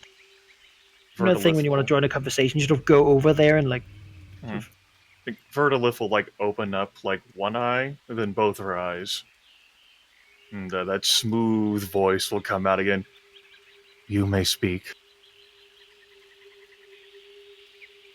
In the remains of our camp and our fellows, we recovered something that will hopefully please you. Reaches Continue. out a pouch. We, when we were ambushed by the orcs, always tried to keep a little bit of money just on the side, hidden. This is what is left here. It seems that the cultists didn't claim it from us either. Verdilith, Hold out the little. So it's like a bag, like a fist-sized bag. Pulled out, and the considerable bulk of the dragon, as amenable as Shrinks a little bit. Verdilith is, reach out the snout, and you feel take and peer into the bag in front of the dwarf. Yeah, there appears to be a handful of gold pieces in there. Verdilith closes the bag and hands it back to the caravan. What? Verdilith says, "You are going to need the resources to return back and continue running your caravans."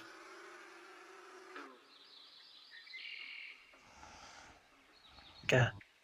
Your offer is noted. As it please you, my lord. And just sort of bow and take a step backwards and go over to her companions. Verdilith swivels her fat head slowly towards her kin. It's in Draconic. He says, well, at least someone here knows and thinks about the long term. Looks back at Malignant. I'm mostly distracted by the fact that she called a relative a male, but I understand letting her keep her gold, but it would be our first real treasure that you have just given away. It might multiply, perhaps, if these dwarves are to be trusted, but that's many what ifs to. In 500 years, all of those dwarves will be dead, and we will still be alive.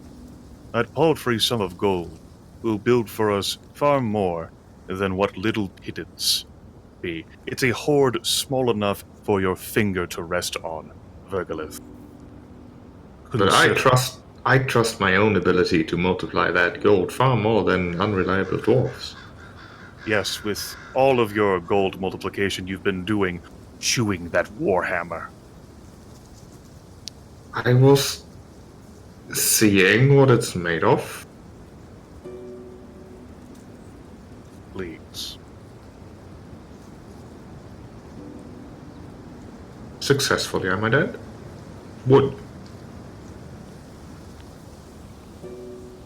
It is the mention of wood that causes the corpulent form of the green dragon twitch, and her the eyes with the red glint over towards the misshapen trees, and a face very much unlike that pleased cat expression from the ruins enters twisted a bit in anger and frustration.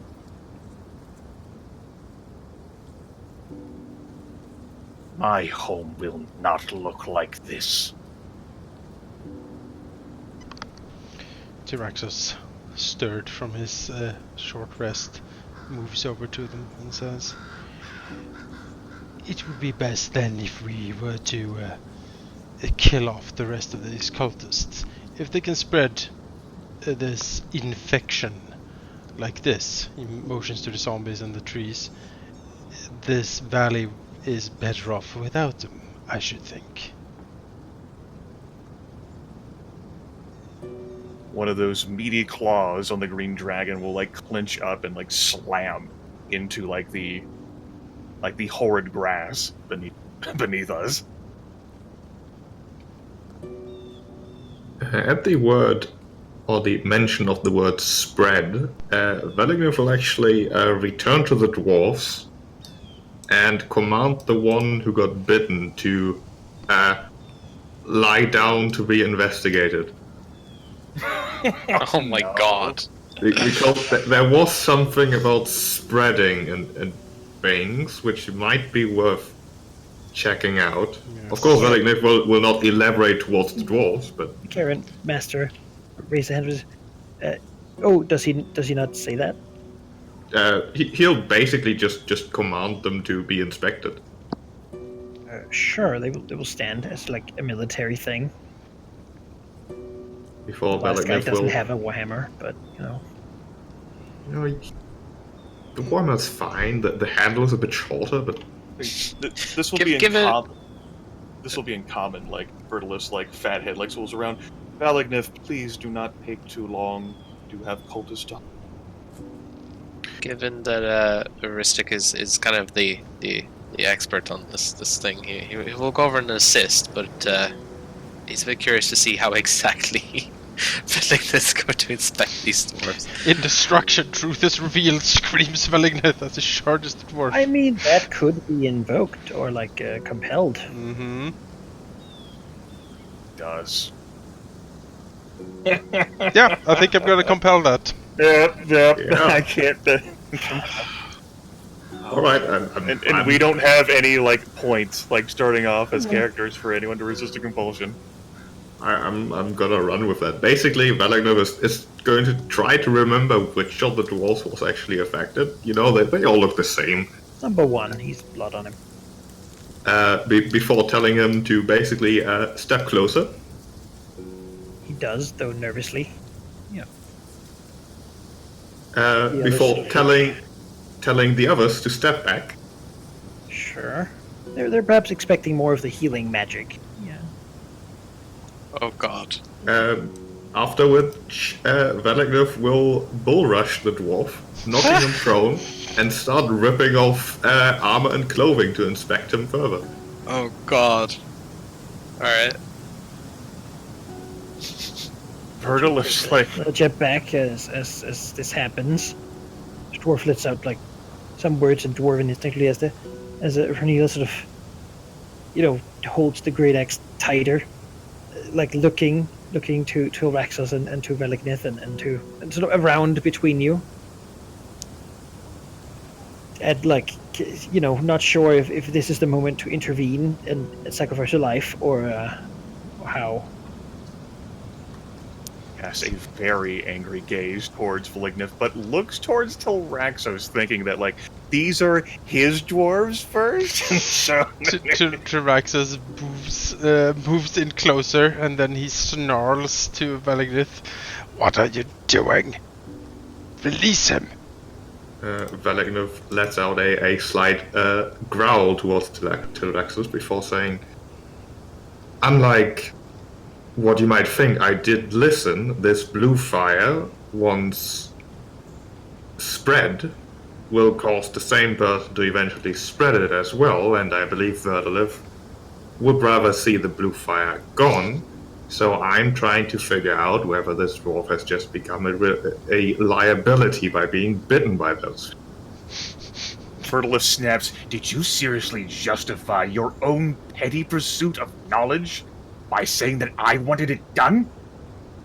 Yes. As much as you don't get it, we require them to not bolt at the sight of you seemingly slaughtering one of their men. This is not what we planned. He's still alive. I might have scratched him a bit, but he'll be fine. It's important to be thorough in these things. And have you been thorough? I was interrupted. I haven't had the chance to be thorough yet. Well, aren't we glad that we stopped you when we did? You Tyraxus didn't looks. stop me. I just decided to pause to let you talk to me. Tyraxus looks at the poor dwarf. Like, where was he hurt?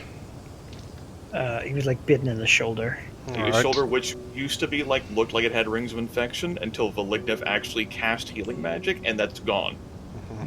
Tyraxus tries to inspect the shoulder. I mean, he doesn't know much about dwarf Sure. Do a anatomy. heal check. If you want. Sure.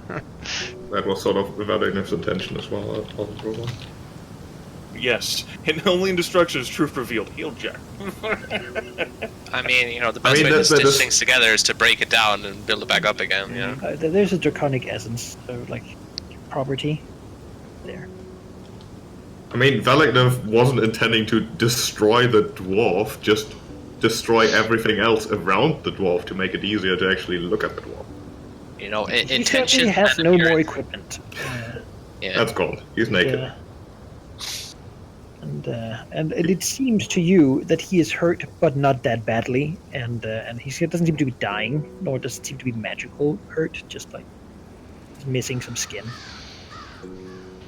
Tyraxus snorts and says, "He appears untainted." Well, now we know more than we did before. Yes. And we can keep this dwarf. Tyraxus nods. Fine. Looks over to Renella Coldbrew and says, well, what does he even say to this? I was going to say, like he how does just looks over to her and then he like snorts again, like a spark of lightning comes out, like his nostril. And it says, "Your companion is..." Fine. He looks over to him.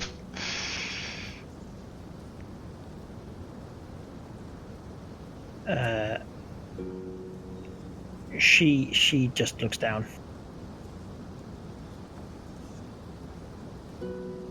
As he like scrambles away.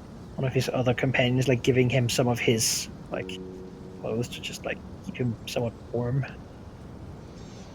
As now two of them are unarmed and one of them unarmored, while the other one has compromised his armor to keep the evil. Tyraxus snorts again and says, "Do be careful next time." She nods, and then then her eye like hits something behind Tom, Okay. and she does like a gesture, trying not to seem like insolent, but still like you should, Alright, I will look in that direction she's indicating then. Sure. Sees a couple of blue burning flames moving between the trees in this direction. From north? Yes. Similar to like the wisps, I guess. We thought. Tyraxus whips around to her and says, "Take cover. We will deal with this." They do. As a couple of people sort of trekking through the wood, the forests ground here, making not too much noise really, as they do.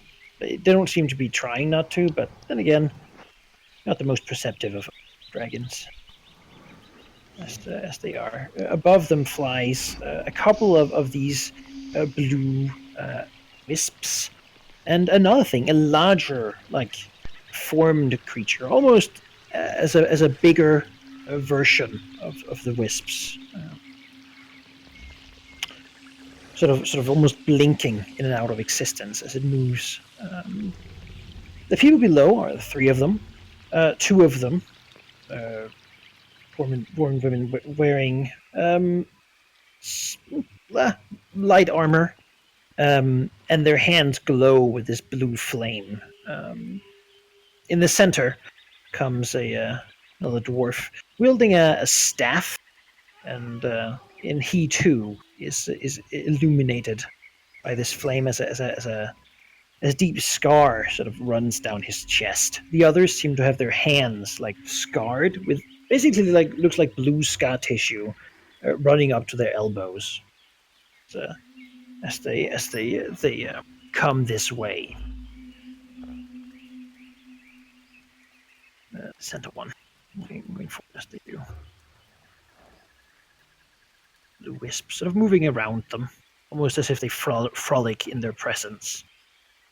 So the adept sort of peers in and looks at you, clearly curious and much less afraid than the other dwarves were. They're sort of taken hide in the bushes. The two spell scout ones behind him have crossbows, and he himself has his staff. It is a wondrous thing to find beings such as you gathered, so many in one place. I did not think that was what I would find when I sensed your disturbance. I greet you as any creature can another. Verdilith slowly swivels like her fat head like away from like Veligniv. Past Tilraxos into the speaker.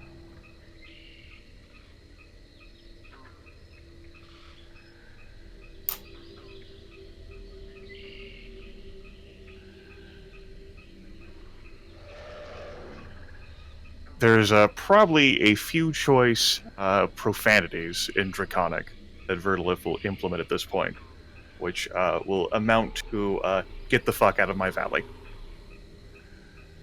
He doesn't seem to speak Draconic. Here is it. Perhaps I assume your knowledge of language is too much. Yet I have words to tell you of. Things that, if I felt correctly, and I do believe I did, you sort of peers around you, not knowing too much about dragons, have exhibited psionic power beyond even me. It seems yet that you have not been given the gift of the blue flame. See, it sort of looks almost eagerly, like from one to the other. This is not something where I want to take control away from other player, not player characters, but Verdilith is immediately into. Oh yeah. Like, Yeah, it's a waste of time as far as she's concerned. Let's get him. Go. All right. They don't seem to be entirely unexpecting of you charging them, but maybe a little bit. Yeah, they presume that we need more power. How fitting. Can you get? Do you have a initiative? I cannot possibly get that. Like, my cap on initiative is a 19. Someone wrote in like the Twitch chat that like whenever like a common init macro is used, like yeah. that So if you don't have the macro on you guys can roll your own initiative. I'll roll for the enemies. You guys roll for you. And then you can make sure you have the right bonus. That's not right. Maybe the macro is not right. I was about to say, like, you getting a 26 is also mathematically Yeah, impossible. It looks like you have an initiative plus 8 currently in the bonus. That's not right either. Well, can I just take the 18 since I rolled an 18? Sure. Alright. I can't change the macro itself since it's a initiative macro. Yeah, I need for next mine time, to be locked. Sheep can probably make one. But I have one. Oh. I just can't use it because I'm allowed to edit it. If you take away those rights for my initiative macro. Where is it? It's initiative, the top. Back in my day, we just did this by hand, and then it was perfect. I wrote it on a note. Now Sheep's not allowed to edit his macro. Right, I mean, mine works. Yeah, because it says initiative instead of a modifier. And so, you kids copying from the spell plague of sheep, that's the problem. So I can add that one to the rest of you. I already have it. Infect me with sheep. Go. Infected by sheep. There's no cure for sheep. but I'll play to edit the macro. Yeah. On topic though, what I wanted to say, if this guy says he is psionically weaker than Verdilith and Veristrix, then he can't be that. then they must be destroyed immediately.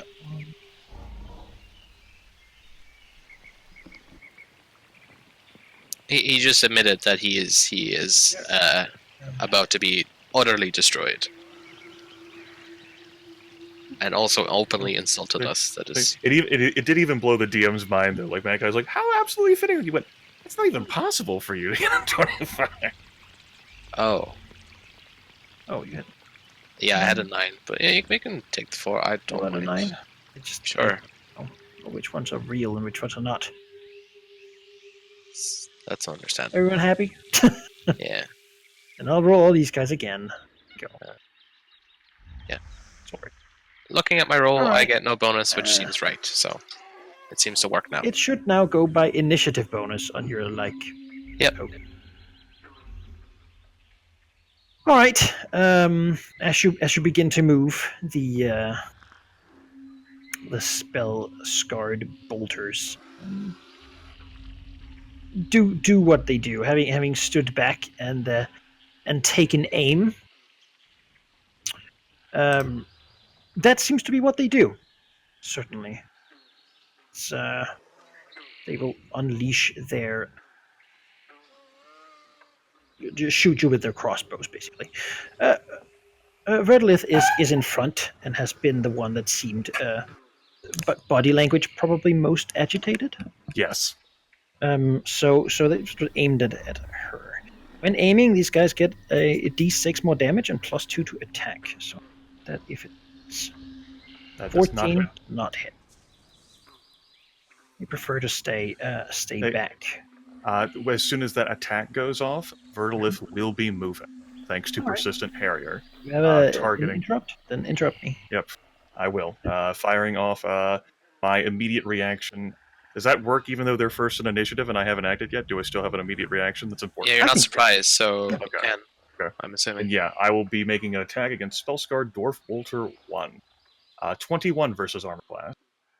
Yep. Okay. Then that will deal 5 untyped damage as like the green eye appears once more like where Verdilith stood. And again, like she crosses all the distance adjacent to a target, fuming in anger. Put her here. All right. That was a bad turn. The Bolter 2, of course. What? The Bolter 2 obviously gets attack, yeah. Yeah, the other one.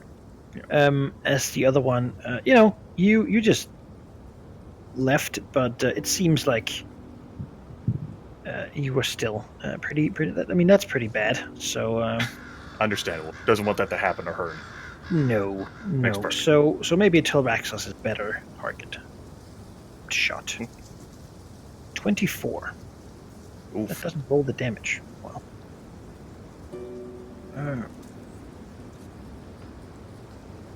8. 6. 2. 4 damage. I'll take it. Was not expecting to adjust her attack, so... Yeah. Macro. 8, 2.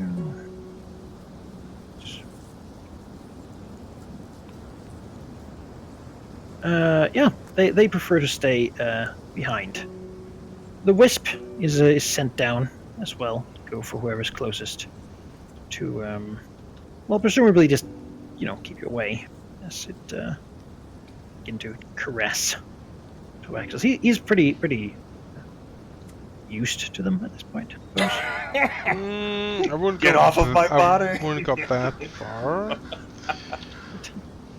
Don't you want to be tied Etiquette. by wisps? No. Just like the Bone Dead. Well, let's see what he can do about it then. Well, I mean, he will completely ignore that crap and just go up here. Alright. Fuck this guy up. Yeah. Right? Can you delay turns in 4th edition. Delay your initiative, but you're stuck there when you enter. I It think. goes down days. Yeah. Yeah, it might be worthwhile for Tyraxus to act after the lair. It would have been. It's too late. Okay. Just for the future. Okay. So, Well. ready with his quarterstaff, Oh, I bet he is. burning blue flame.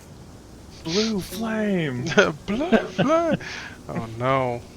Oh no. Tyraxus will, as a minor action, pop the Shard of Shadow to give himself a bit of leeway here and some more defenses because everything is hurting a lot all of a sudden. This is not what was promised him. And then we will take a swing at this guy. I shall also smite him.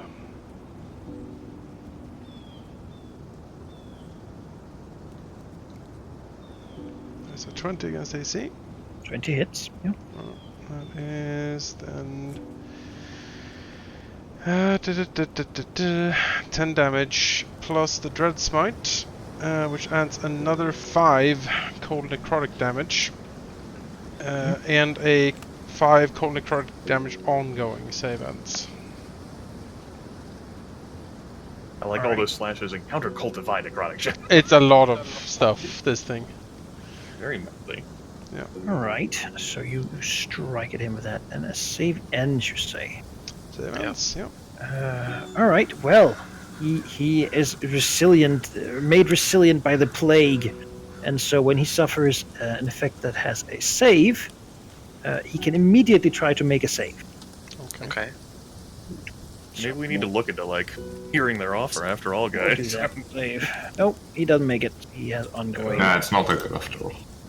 We'll make it. And the halo of, dark navy blue. Oops. Yes. Does that override the save he would have made on his turn, or is that an extra Nope, save? it's just he a can do? thing he has. Oh, okay. Cool. Power. Whenever he's affected by something that would give him a save, he gets to make one immediately to end. That's good to know. That's all I did. Alright. Alright, Malignif will... no, there's not much point now that Tyraxus has already acted. Actually, maybe there is. I'll have to spend an action point to actually get a range. Which will be sad. But yeah, basically, double move to be here. You can charge. I can't move 6 squares, I can only move 5. Yeah, but if you're going to spend an action point anyways, you can move, charge, and then spend an action point. That's a fair point, yeah, let's do that. So, move a bit closer, spend my standard action to charge him, which will let me do a melee basic attack with a +1. Yeah. Which will do 14. That misses. He parries it with the staff. Okay, followed by a minor action to smack Tyraxus with Malignif's tail, slightly, in an encouraging manner. Okay. You spank your ass with a riding crop. Traitor! Like a hammer trying to take a dent out of a piece of sheet metal. As he will, the rune doesn't really matter. Actually, he will activate his rune of destruction with this. Tyraxus gets to spend a healing surge. Hooray! And anyone within 5, which is only Tyraxus, also gets a +2 power bonus to damage rolls. Very nice. Which will be followed by an action point and a slice of Malignif's claws, as he will use his Executioner's Call. Oh shit. Yeah. Ring, ring, ring. Executioner. Slicing into armor and weapon alike, knocking them hopefully out of the way for someone else to take advantage of. Which will again be Rune of Destruction. Which 13 is probably a miss. It is a miss. So that does fuck all. Oh well. That is Holding his own against a red dragon, he can tell his friend. That said, the Rune of Destruction is active, which means against any target adjacent to Vellignith, you get a +1 to hit. Gosh, so what are the bonuses? So currently you have a +2 to damage and a +1 to hit. Alright, I got it. But that's all my actions. Alright, well, he'll take his ongoing damage. Yep. And then he will get to act. He wields the horrible dark power of plague fire. So you are in melee, and he doesn't want that. Tomax has shown that he's a painful creature. So he'll basically just like he parried these blows with the staff, just smash it into the ground, and from it will come a burst of this blue flame. Blue blast. Blast Tomax. Oh. No! Don't Blast blast him. Blast him. Arg. My defenses will hold, surely. Do it. Do it. I'm partially concealed within my shadows. You couldn't possibly get me. I couldn't possibly. Oh! It's a 20. My porthole! My one weakness! Oh! Cannot defeat Chilraxos' but it's justice.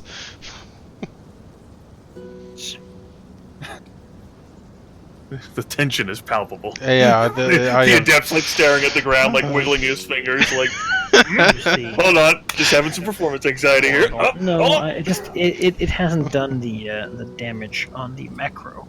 Rolls it when I click it, so putting that in there. It's wiggle. It's like the day now. Gotta happen. Directly. I love like the picture of you, like your Toby just has like, What the fuck is with these reflex attacks? Stop it. Plague pulse, yes. necrotic damage. Good heavens. Yes, the fire will burn into to burn him since he's made of magic. Pushed That's not and very knocked nice. prone. Yikes. Pushed and not prone.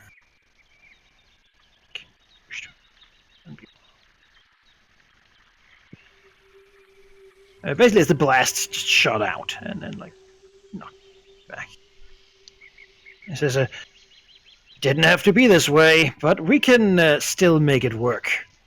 You'll be thankful in time, creatures." So he seems to be very confident in his horrible, like corrupted psionic power. Also, it seems that using it makes him feel great. He really likes doing it. Then make a save.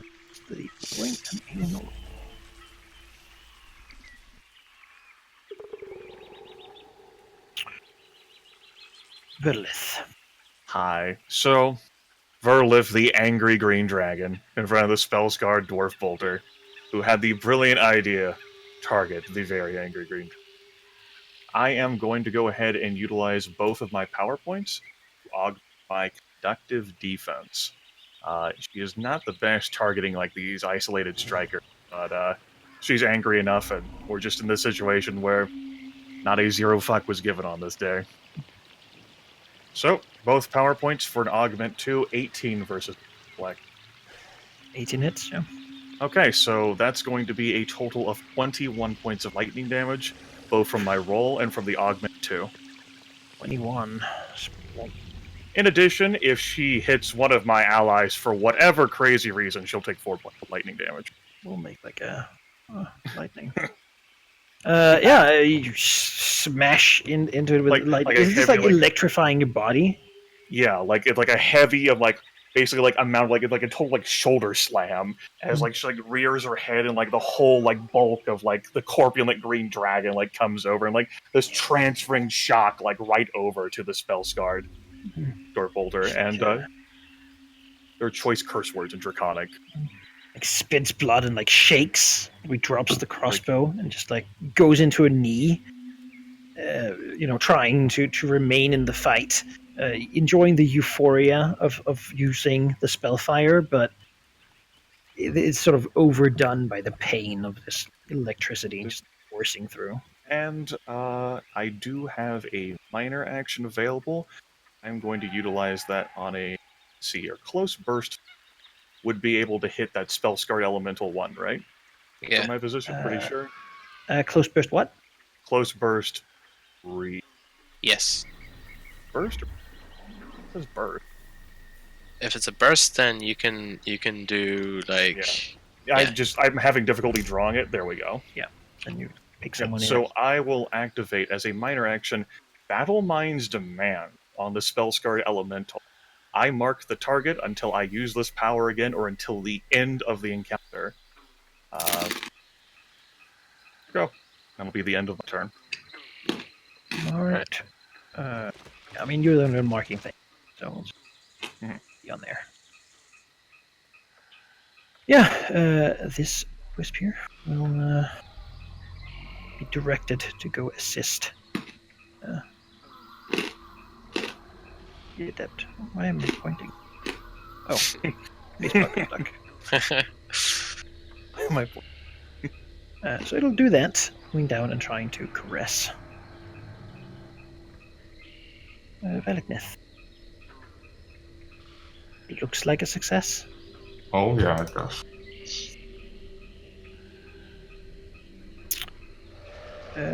Elemental. It's cold, marked. It is not intelligent, particularly, so it will answer. My God, here. Okay. Pointing. Coming down to do what it does, and it seems to be more than just the little ones. It's not just hurtful to be near it. This one actually burns enough to like burn, really. Okay. Beyond that, it is flanking right now. Oh, that advantage against me, right? I believe it's combat advantage. Okay. Let's see. That matters for it. When you're flanked, you grant combat advantage. Because That's it plus actually is made to assist these spellfire people, and when it does, has combat advantage from them, it deals an extra d6 damage. 2. Okay. So it will reach out with a searing touch That will and not hit. not manage to be able to burn enough to hurt through the thick scales. The immense bulk of a revealing green dragon. It's worth the effort. There is a growing debate in my mind as to whether or not I should use my daily here. You mean your 10 daily? Yeah, my 10 daily. I mean, it's a week long. That's how It is. Faerun works.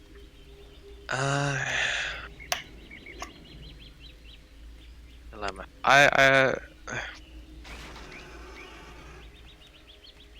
No, I'll just do.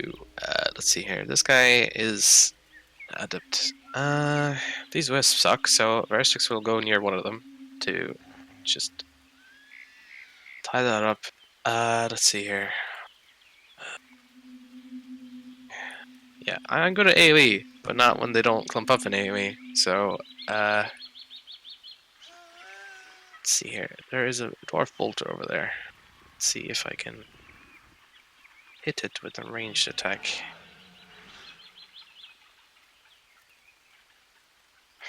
No. There. The boulder is too strong-willed to succumb. Your thrust of power. Okay, well, what do I have here? I have, yes, minor action. I don't have the macro for this, but basically, it is an encounter power. It is a feature of me because I am a telepathic sign. It is called Distract. So, one creature in range 10. There's no roll. There's no save. The target grants combat advantage to the next creature that attacks it before the end of your turn, because I am basically barraging him with psion energy and confusing him. Before the end of your turn? Before the end of my next turn. Okay. But it's only for the next creature that attacks it. So it's gone after that. Who do you distract? The adept here. Alright. It makes it that you're nagging back at him. Basically, yeah. Red. Grants combat advantage. Yeah. Well, yeah, I missed, so can't do anything else. One doesn't like this. Still was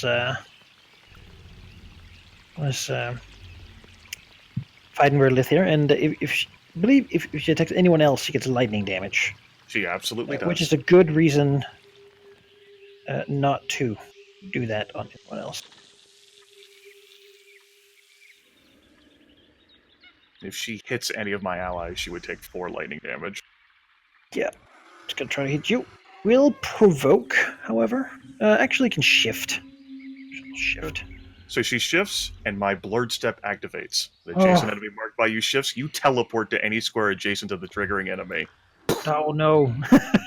The eye appears again, and there is no escape from me, dwarf. Grits her teeth and will do it anyway. Then, curse be this dragon and its mystic powers that allow it to so disregard space. I will again opportunity attack then. Hooray! Yes. Okay. This will end up using my strength modifier instead of constitution. I don't have any power points left. Nope. Doesn't hit. Right. Then you will be hit with the plague lash power. Sweet. That Oh, does we missed not, with it. That does not connect, no. As it is too tough to deal with it. Just the immense bulk of the creature just shrugs it off, snarling fist Lashes out pounds with in this the dirt. blue flame, blasting it at Verdilith. That's even with +2 still. Last not. This one sees Valaknith there still attacking the adept, and will try to stop that, aiming and then performing as well the plague lash. Dragons are generally pretty good at fortitude turn, though. Yeah, what can you do? Pretty It good is with against a fortitude. +2 to hit. Oh, that No. doesn't help. As they that- spent their limited abilities to miss. Oh well. What can you do? The wisp here. Commanded not to deal with this one, because this one needs to be recruited. But this one over here is not any kick. Does that mean Veristrix would get an opportunity Yes, attack yes, of against course. Slap it. I the... You'd be a Basic 1d20 attack. plus your strength modifier. Hit it, you kill it. Okay. Hit it. Spin to win. Hold on. Save me. I'm trying. Hold on. What? Give me a second. What even is a basic attack? Veristrix has never had to use his claws before. 1d20, yeah, I know, plus your strength modifier, or minus. No, it's just a... Oh, okay. It Alright. tries to leave, and it is promptly. Pathetic creature, I am the second mastermind. I like to think you just poked it, it just explodes. Raxus, you're on the ground. Yeah. I will stand up from the ground. Don't remember. It's a move action. Aha. Stand up. That means you could still use a standard action charge, right? Because Yeah. in this system, I can charge. You have combat advantage against the Or- adept. You need to move at least 2 yeah, squares. you could charge now. the bolter, dwarf that's bolter true. too. Yeah, charge the boulder. I mean, okay. I mean, you could not, but just now you have your standard action to stand up. Can I just shift on the ground, crawl closer to him? Probably. Let's see here. I believe you can take a move action to make a shift while prone. Okay, crawl. When you are prone, you can crawl. Crawl move action. You must be prone. Move up to half your speed. And you're not provoking any opportunity attacks because no enemies are near you. That's on page 288. Alright, so the question now then is... let's see here. Do I still have the bonuses from Verdilith, right? Yeah.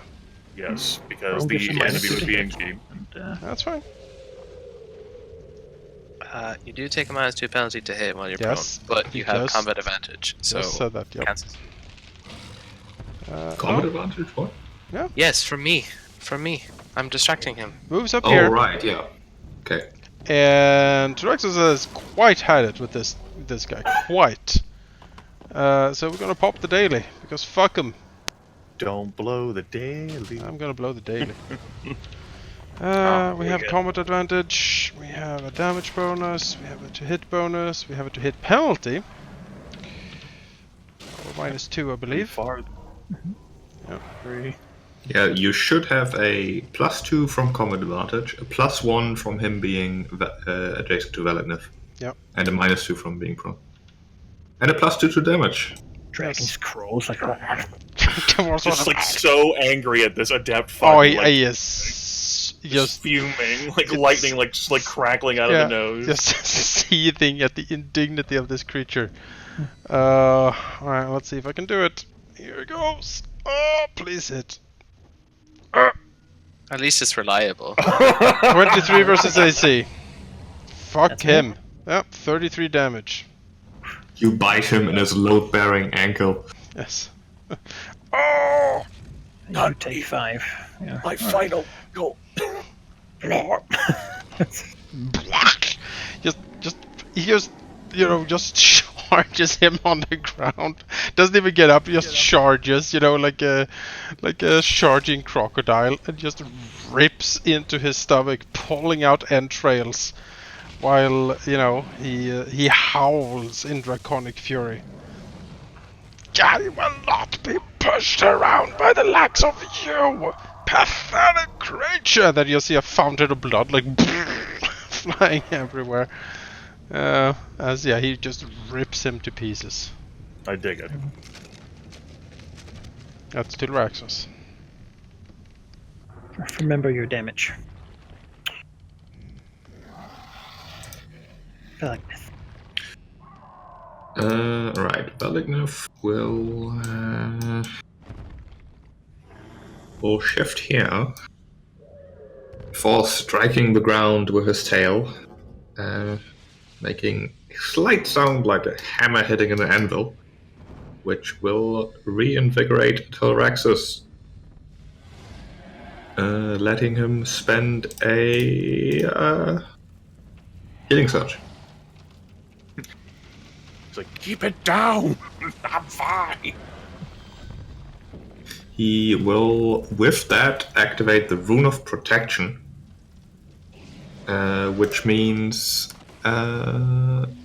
nothing. That's stupid. No, let's go for distraction still. Why not? So +1 against anyone adjacent to him, which unfortunately does not apply to Velignif himself. But he does still get the +2 damage from his last Rune of Mending this turn only, so he'll try to use that against the Wisp by hitting it with this. Why not? 17. Satisfaction of using a +2 damage against the. Yeah, against a thing that I Oh, just want to use something. crush it. But yeah, Rune of Destruction is once again active for Tyraxus and Veristrix this time, so +2 damage until the end of your next turn. Minor action, neck twists, maw opens, and a wave of poison washes over the dwarf bolter. Dragon Breath, 14 versus Reflex. Hits. 6 poison damage. Coughs and Seeing that, feeling that this is over, brings like eyes to like stare straight into the bolters, and it challenges her mind with a wave of psionic energy, using the Twisted Eye at will. 17 versus armor class. Yeah. It's 10 untyped damage. Like challenges like, you will be my meal, bitch. I guess she just like looks into your eyes and then just like crumbles. Like as a move action, Verdilith will like rotate and resume her position before she teleported. Pound like her chest with like a meaty fist. End her turn. Sure. Thing no longer the benefit.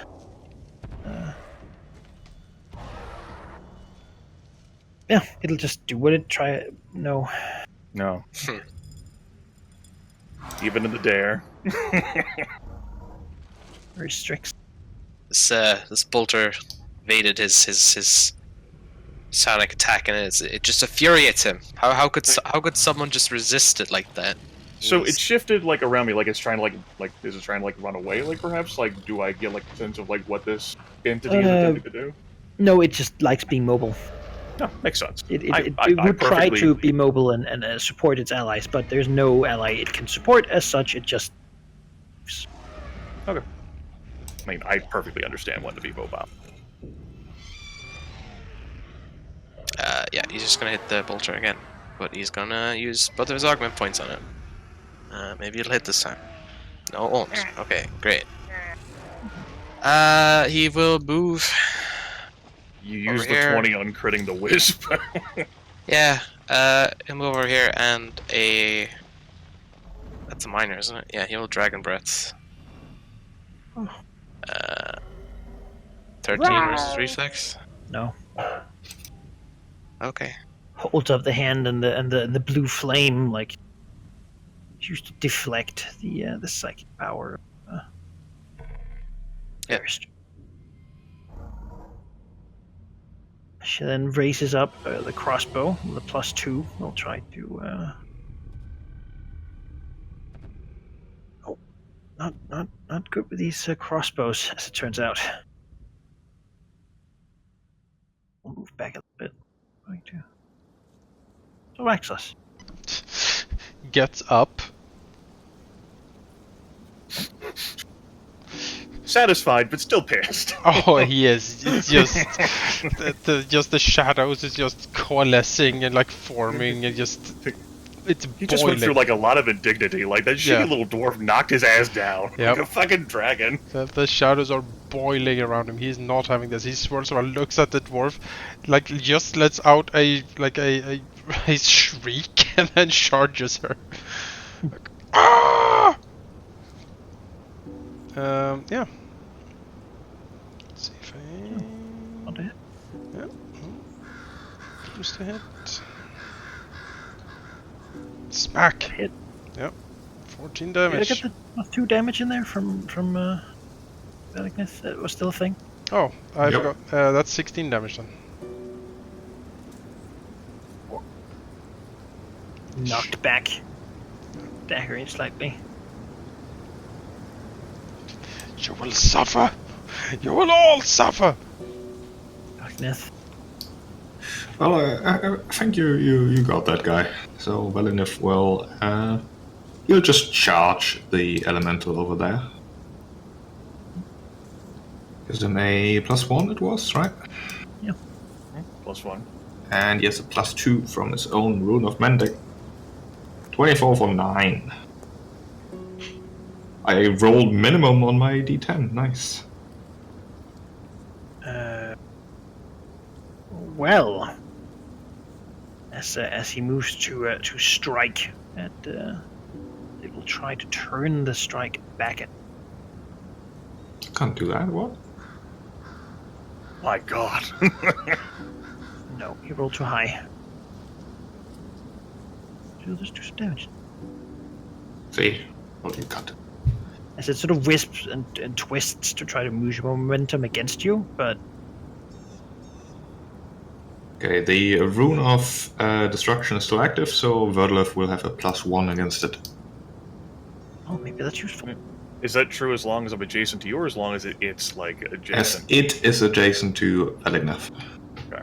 I'll use my move action to shift 1 square over here. Dragon pack hunting tactics, because that happens a lot. Of course, like spell scarred elementals, as one does. Move action, a standard action. I am to utilize Twisted Eye. No. Yes, Twisted Eye against, or attempt to, rather. That is actually going to be my first really bad roll. That is a miss. All right, then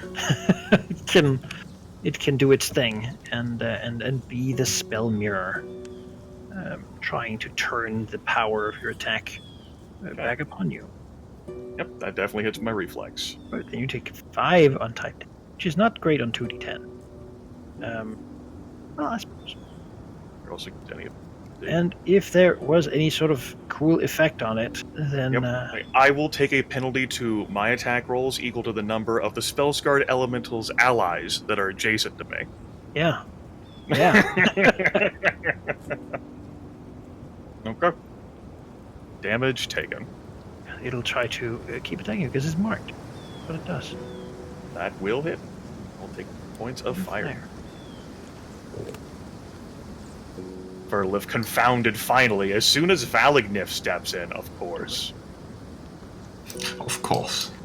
I will activate my blurred step then. Marked by me, shifts, go ahead and move on top of the door. Giving Valagnif an opportunity, perhaps. Very strict. Again, this dwarf has shown some mystical psionic aptitude. Yeah. In this clearly, I mean, powerful plague that they suffer from. It would almost be a shame not to, right? Yeah, perhaps. No, he is aghast at having being resisted for a 4th time. So perhaps the 5th time will be the one where he completely obliterates this, because it's like an offense to his very being that something can not bend to his will. So he'll attack again. Wasn't supposed to be like this. No. Bad. Oh my! These dwarves, the spellbug just gonna be confounded. My will! Shift back and shoot the aimed crossbow bolt at Blackguard. Oh my. At the macro damage, 13 damage. Oh my. I'm getting low now. Varistrix, your will is supposed to become First time reality. this one has hit. as the bolt just jams into someplace between the scales, the bolter very able at shooting. Might be early to second wind. Second wind is pretty good. This thing needs to die. Like, We're running out of maps, so I'm just gonna.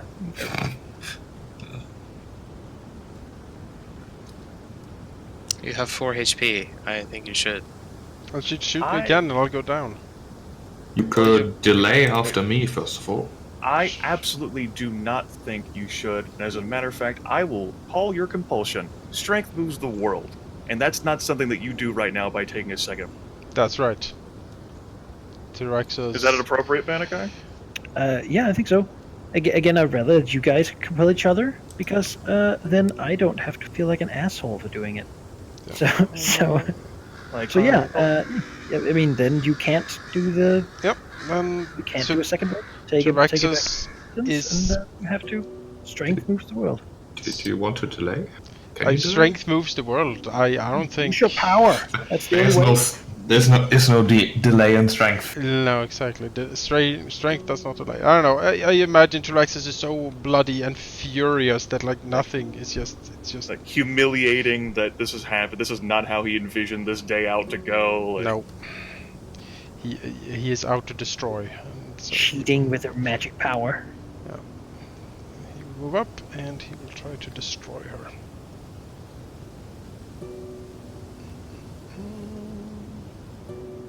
Vengeance! Oh, 13 AC, probably miss. No, it barely misses. Oh, Swirls. Yeah, well. That's it. Yes. Well, Velignev looks to the elemental, looks to the dwarf, looks back to the elemental, being frustrated that apparently everyone needs his help, and it's so hard to be him. Verdilith will- watches Valignev walk away from her. You know, that means that he trusts her more than Tyraxis currently. Yeah, he like will a cat. he will move here and then charge. Orange. Charge, which will be a melee basic attack with a +1 for 19 for 11. Yeah. Bloodied. And let's see, as a where is it?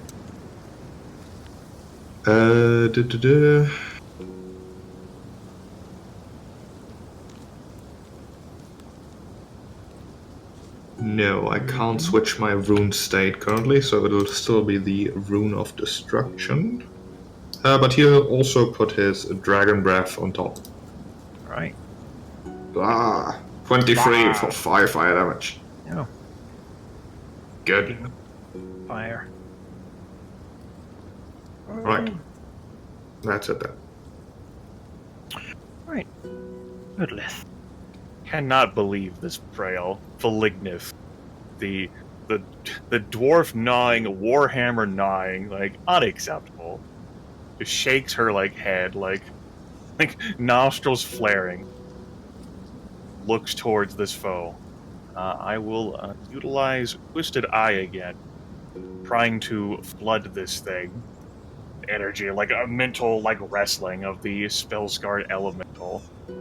That is going to be a 21 versus its armor class. Yes. 13 untyped damage. Begins to sort of flicker in and out, almost like the magical energy it's made of is burning itself out as you sort of smash and disrupt it. No move. Psionic battering. No move, no need for a minor because it's already marked by me, and that lasts till the end of the encounter. I'm done. All right. Well, it's still marked by you. So, but its purpose though. This is not its purpose. There's no one to tell it that it's a bad idea. Then again, it can. It does have a mobile attack, which means that it can move 3 squares, making an attack during that movement and not provoke. So it'll start up by making the attack, Okay. No. miss, and then it'll move its squares. All right. That's not a shift, right? That's like a. It's a move that does not provoke. Okay. Then it fucking leaves me in the. And then it will take its move action to here. Strikes. Speaking of psionic battering, let's keep trying. My God. Okay. Keep Not failing, having much I luck should then. say. He's not feeling good. Like this whole No, psionic humming he's hearing has been closer and closer as he's it's very moved north. distracting. It's rather bothersome. Shift over here, and well, too close to use a crossbow now. So Bring it. pull out the warhammer and do a sort of hit that. I've eaten Warhammers before, this doesn't scare me. Doesn't Although it damage. actually does a little bit. 5 damage. The poor Right. spell-scarred elemental put itself in position to flank Tilraxos. Yeah, and this The boulder. is thinking of itself, trying not to die. How? The nerve. Joel Raxos. No. Fuck that thing. Drax's shift's up here. You have a +1 against her. Wonderful. Death. Please insert death now. 15 AC? That hits. 13 damage. Yeah, just rips her head off with his Like claws. crumbles. Yeah. Yeah. Right, Verdilith will move down here and then smack this elemental. Just straight up charge, throwing himself at it with the word of shielding with destruction. 19 for 15 damage. Nice. As the opponents are gone, the magical wisps decimated, and the foes are dead. Their corpses still glowing with the embers, the spell fire they wielded.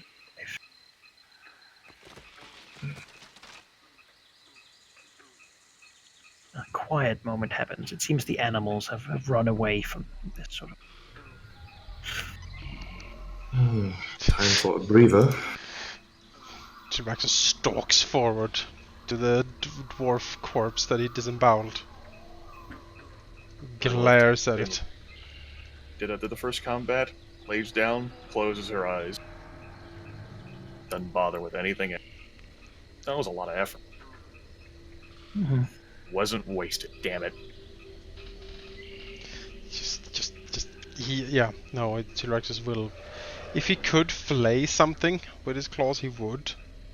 In this case, but he will. I don't know. He's just completely mutilate the body. This is. He will show his dominance over this. Gosh darn dwarf that had the audacity to do this to him. Oh, that's a good idea. Maybe we can find out more about him. As Tyraxus is like, oh! Arms, like intestines, everything just flying everywhere. Investigating, that's what he's doing. I love that idea of Valingnif, like supporting Tyraxus. Good for you. When the corpse is completely and thoroughly destroyed, Tyraxus will sink down, like gnawing on one of the bones, while he will take a short rest.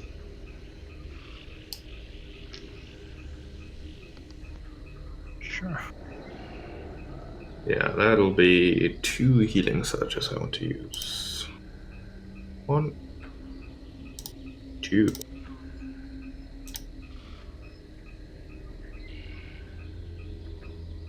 Remember to deduct your searches when you use them. Yep. The macro doesn't do it automatically yet. As it's been 2 encounters, get an Yes, action you point. get Okay. you get an action point. That's your milestone. Ooh, action point. I will spend 1. Heal 8 with mine.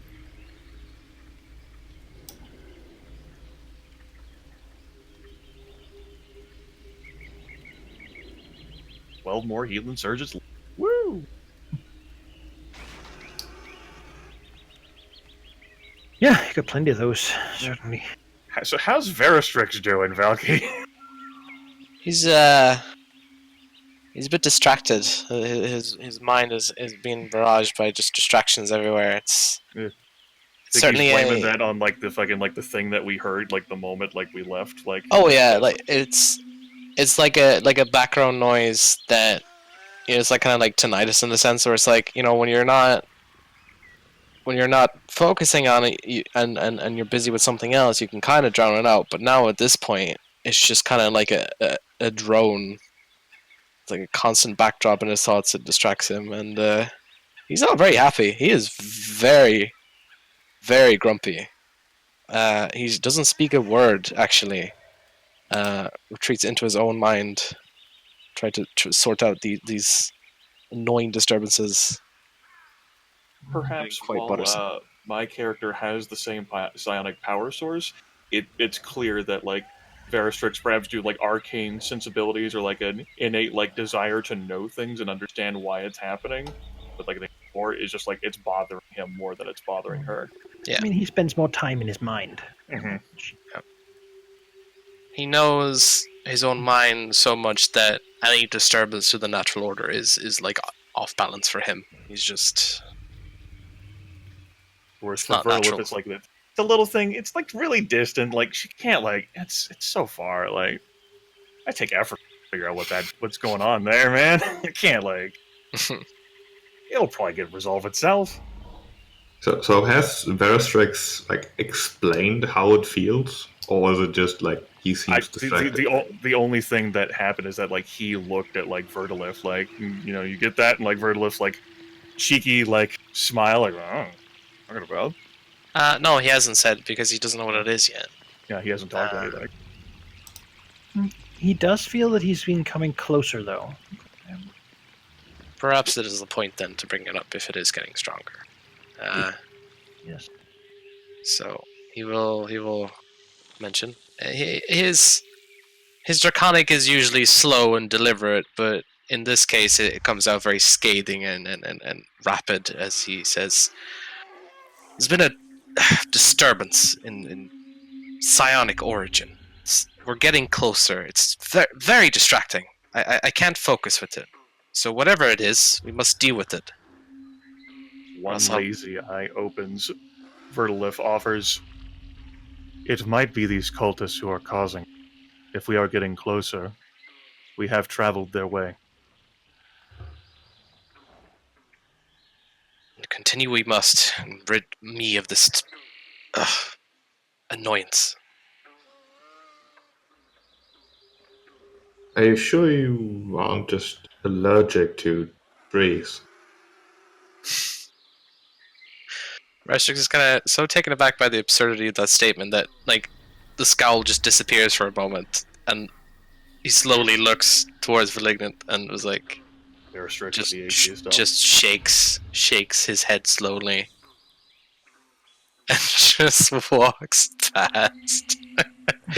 It's not too difficult to test. If we burn some of the trees and it gets less, then we are sure about it. I assure you, I'm sure Verdilith would confirm that there is something going on. Yeah, I don't think she is allergic to trees.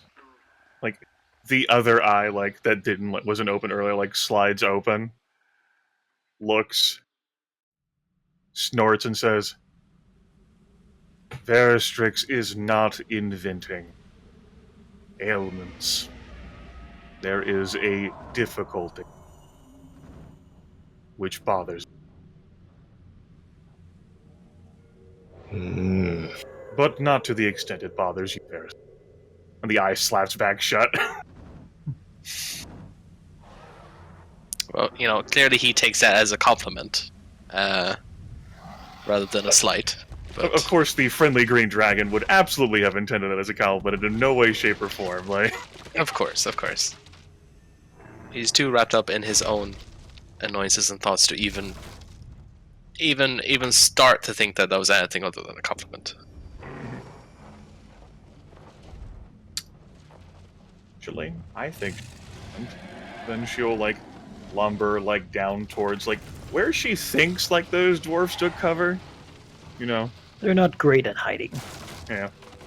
They've, Like sort of Caesar. they've kept their arms about them, their weapons.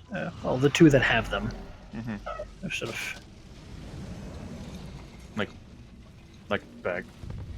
Just to make sure they're all right and haven't been like assailed by like wisp or something and blue flames not erupting from them. They seem to be fine, though you get the idea that maybe these people, this little group of people you encountered here, were actually going to come for them, and if you hadn't been there, it might not have gone so well for them.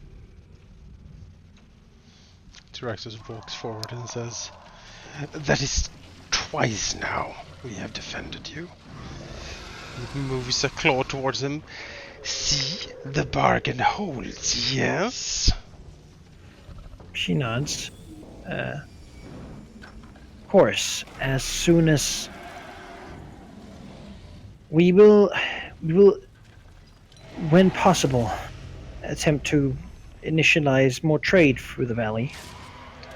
Tyraxus snaps his jaws and some lightning puffs out and it says, "Then grab some of those crossbows and make use of them in the next fight."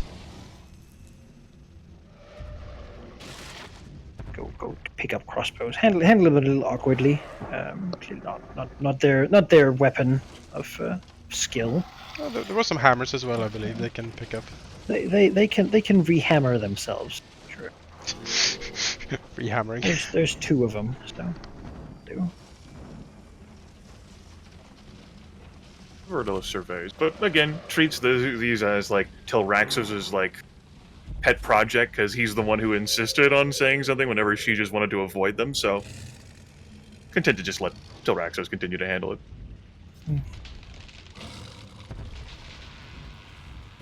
It would seemly if she were to gain followers and Tilraxus were to like rudely assert himself. Not, of course, that he wouldn't be above them, but that would just be. Tilraxus appreciates the courtesy. They're his pets, and I'm gonna have pets of my own one day. Exactly. You know that we're better than each other's pets, but it's not like I'm gonna go over to your house and fucking order your pets around. That would simply be rude. It would. Yeah. Glad that we have an understanding. Yeah, it's perfectly fine. Yeah, when the dwarves have rearmed themselves with whatever they can, armor and weapon-wise from these corpses, Tilraxus is fine to go again. Sure. You continue to push forward. North, you get to sort of the rounding where the valley broadens out, splits, two little creeks coming at the end. Though the one from that sort of comes from the north of this little split here is dried out at the moment. These probably only deliver water to the system when it has one of the very rare rains. In one end, you can see to the north of this path. It sort of raises up much like the place where your own broken tomb were, and there is indeed like a ruined pillar laying, suggesting that there might be more ruins in that direction. At the other end, you see the walls of this small monastery sitting. Outside, you can actually see what seems to be, it's distant, but a humanoid figure doing some sort of exercise. It's sort of raised up. At this point, the sun is high in the sky, shining down, illuminating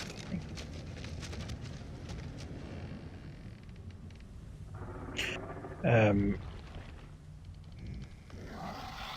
Veristrix can feel this sense of this mind-piercing feeling coming further from the north, where the ruins would be.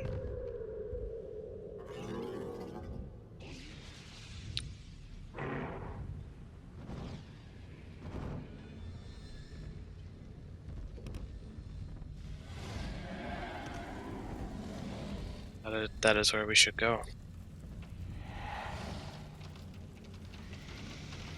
So I assume we could either walk closer and likely enjoy the cover of the forest and such, or take a look from the skies, which would maybe mean we get spotted. I would prefer the former, I think. Yeah. Renila will actually sort of, step a little close to you again, like not sure how to begin talking to you, but sort of waiting until someone addresses her. Her presence, like. Well, I mean, if she moves closer, like Tyraxus will wave a claw and be like, "Speak." She points to the monastery.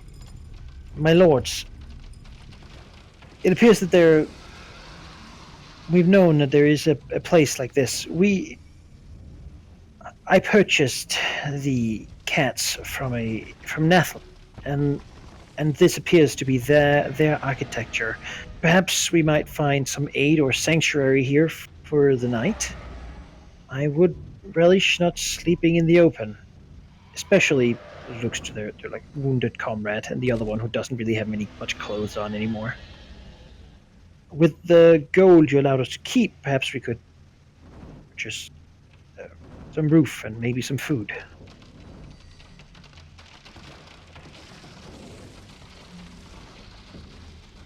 Traxxas glances over to Veristrix, and he says, "Is she telling us the truth?" Ugh. He like snaps his head back, looks at her, tries to skim the surface of her mind with an insight check. Yeah.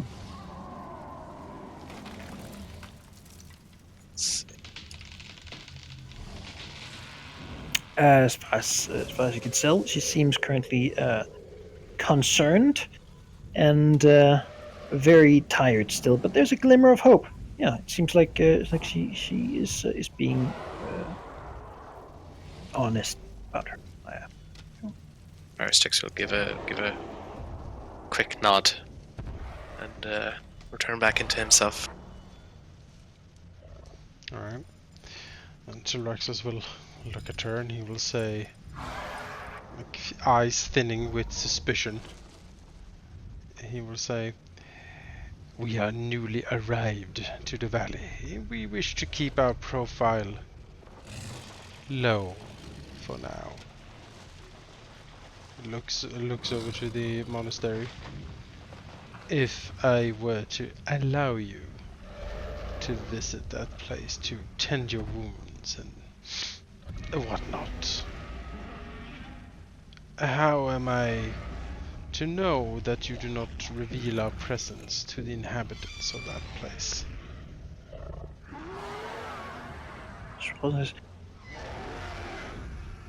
I believe there would be no benefit in me doing so if you do not wish it known, my lord. I have still no way of leaving this valley, nor of making my way from here. Perhaps this could be an opportunity to prove my loyalty in not speaking to them about you. Although it might be a pointless test, as I believe these monasteries do not often leave. I think they produce everything they need right here.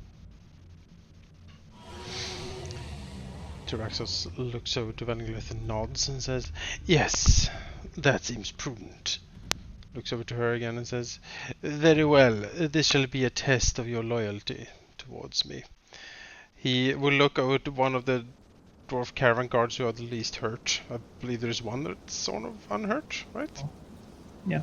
And he will say, "You will stay with us tonight. The rest of you can visit the monastery." My lord, if I might offer myself instead, I am, with all respect, I will be more useful to you than any of my people. I would rather they rest.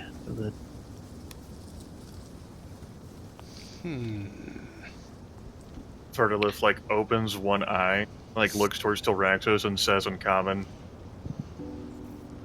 "One is as good as any other, yes, Tilraxos?"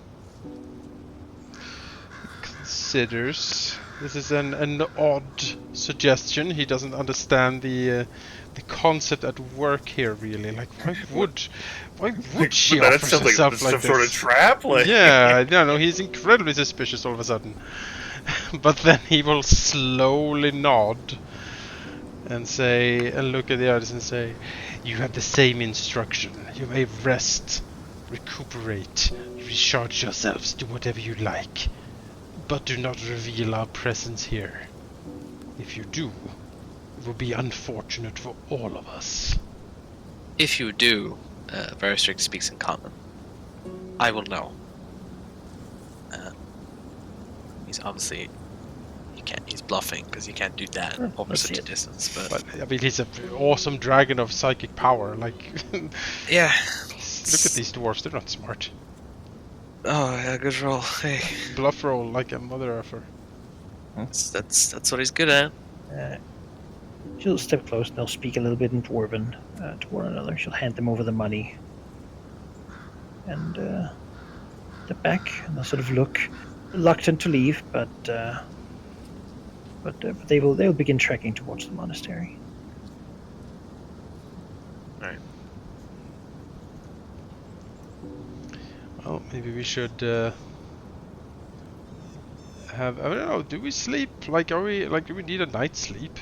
Apparently, the sun's high in the sky. It's like Oh, okay. Sorry, I thought Yeah. it It's was. not that late now, All right. Well, T-Rexes. but you will need to sleep at night. Okay. Otherwise, you're gonna get incredibly tired. I don't know. I don't know how dragons. You know. But we can only sleep once per week. Oh no! Doomed to be tired constantly, Well, the curse. like my life. Oh. Well, you know, T-Rexes will be like, as we trundle along away from this, or you know, camp somewhere close by at least. He will engage Runella Coldbrew in some conversation, being like, trying to suss out why she offered herself. Like, this is a concept he has not really come across in his upbringing. Yeah, Verdilith is gonna eavesdrop on that. She'll say that she believes that a leader must be able to take the toughest tasks themselves, otherwise why should anyone follow them? Just as you did not command her to fight these intruders, but you did it yourself, my lord.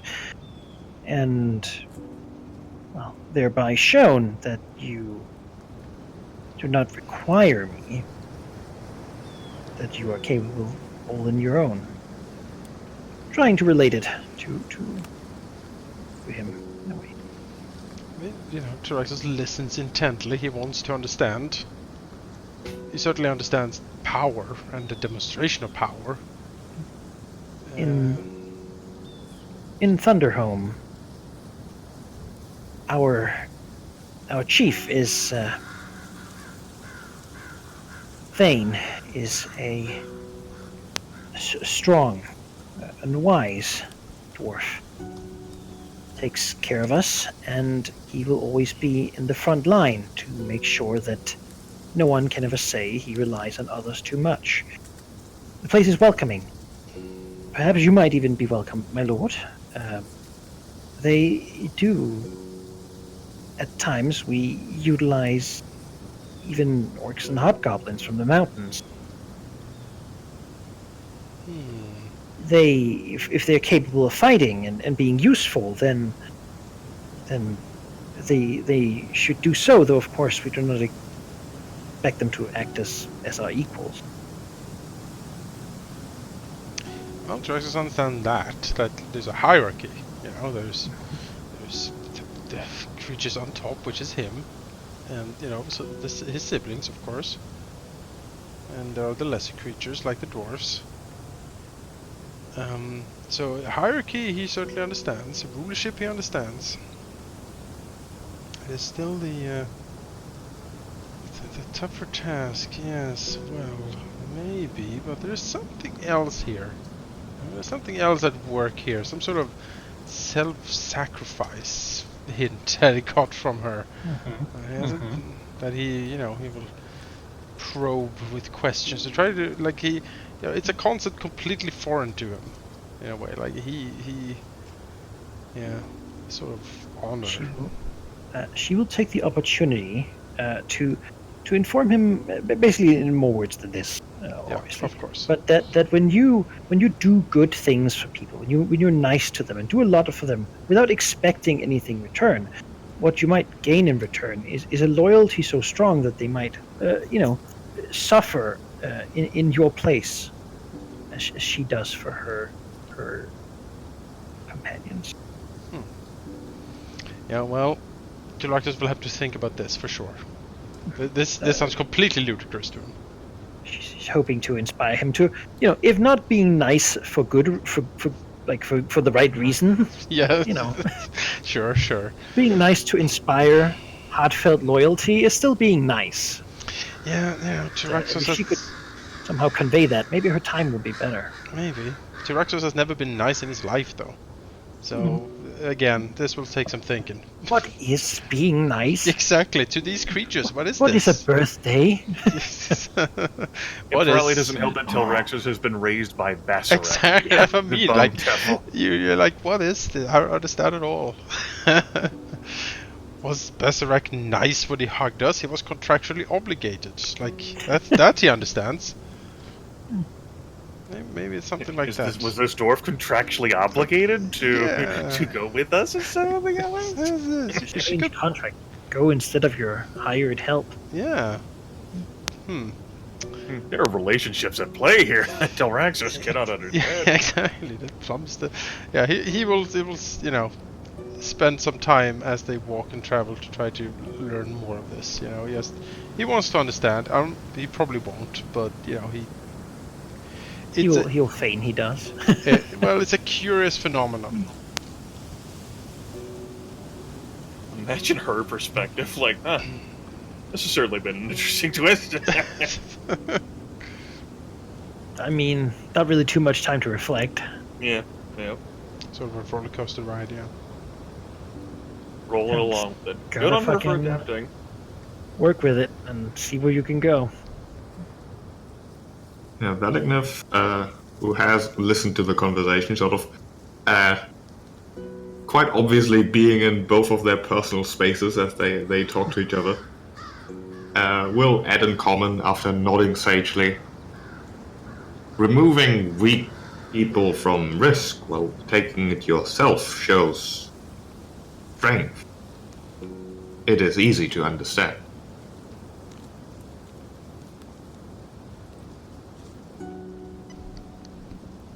Draxus thinks, like, you know, a claw thoughtfully under his chin as he considers this.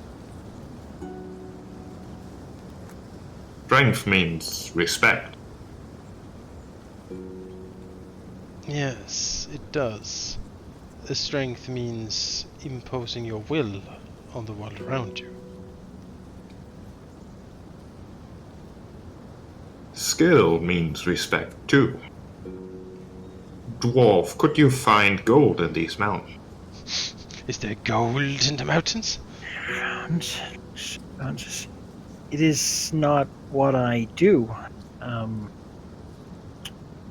I have never mined anything in my life, nor do I know how to find such things.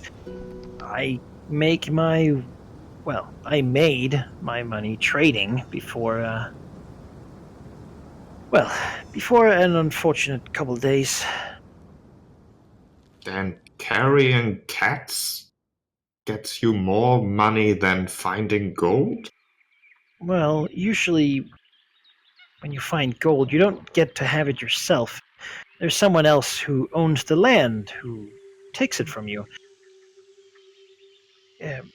Bartering for goods, well, you bring them to people who need them, and they pay you gold for them. If I found gold, nobody would take it. Anyone who finds gold for me would be appreciated appropriately. She nods. Yes, dragon. Whatever you say. At that, Verdilith will actually, like, swivel her head towards Valagnith and say, in common, like, Valagnith, that is because you are no dwarf and do not adhere to what dwarves do. Yes, that is the advantage.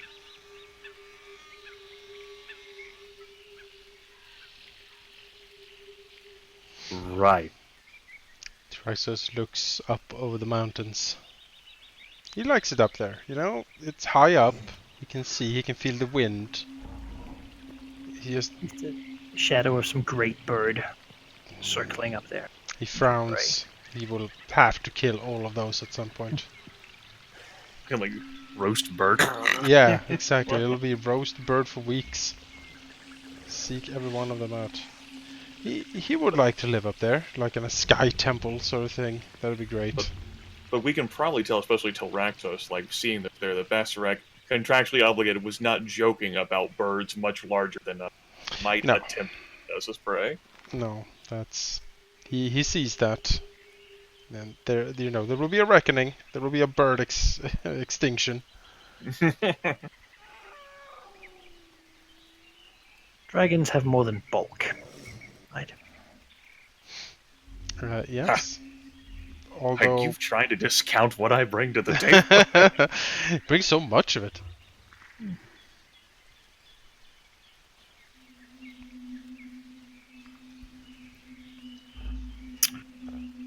Yeah. As you move towards this ruined region, racing up again, going upwards at this point, where the trees begin to stop being there so much, and it turns into more like these dry shrubs. Just not enough sort of dirt or water retained in it to hold much respect. A couple of bats around, small bat, trying to find shelter. Like the shadow of the mountain here, making the change from night to day rather abrupt.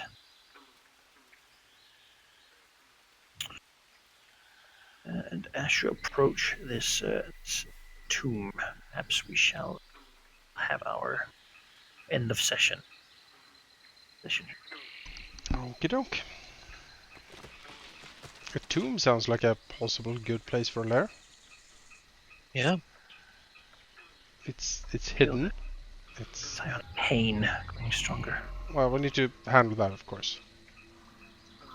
Sucks. It does. I'm not bothered by it. Verdilith isn't convinced. Sounds like we're just trading like one ruined like area for another. But it would be our ruined area. Exactly. It makes all the difference. No stupid imps, no bone dad to disturb us or tell us when we need to get up of bed. Yeah, but all those disgusting cultists like gonna be there and may have infected the area with whatever it is that they do. We're gonna kill them off, and we'll see if that helps.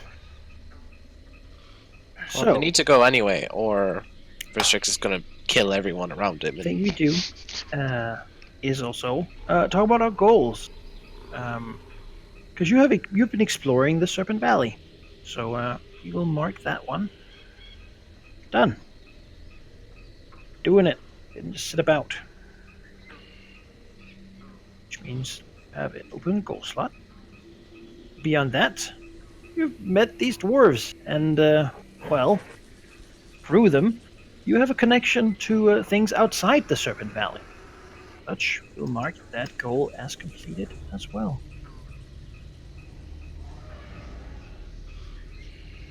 Completing 2 easy goals while moving towards the source of the disturbance. Was being compelled a goal? I forget. No, but embracing your compulsion is, which is using it to gain a bonus on a skill check. Oh, okay. Yes, but that means at the beginning of the next session, if you together or two of you would think of a total of these 2 goals to replace. That'll be something we'll discuss at the beginning of next session. You know a little bit more about the world. You have some things you want to do, so making those into goals and getting XP for them is a really good idea. Okay. Speaking As of for XP, for the session, you have earned 300 XP per. 300. Wait. Is that right?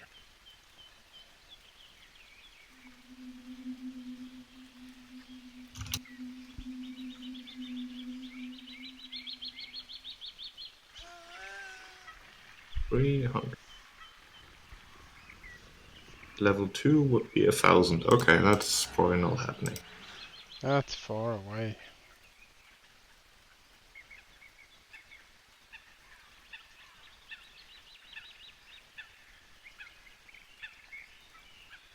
Yeah. Beyond that, I hope you had fun. I enjoyed it. Yeah. I like the characters so far. They're so nice and like childish in a way. Everything's very new. Haven't matured. Tyraxus is very pleased. Like the interaction with the dwarves is exactly as he imagined it.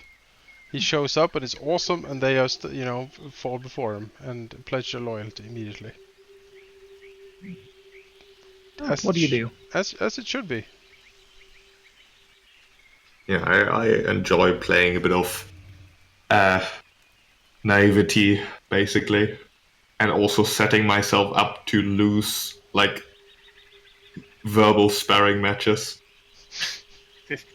It doesn't help that one of them is one of the characters ends up being like the prototypical like green dragon who ever so enjoys like a good chat and like some deceptive manipulation. So poor Verdilith or Valagnith, excuse me.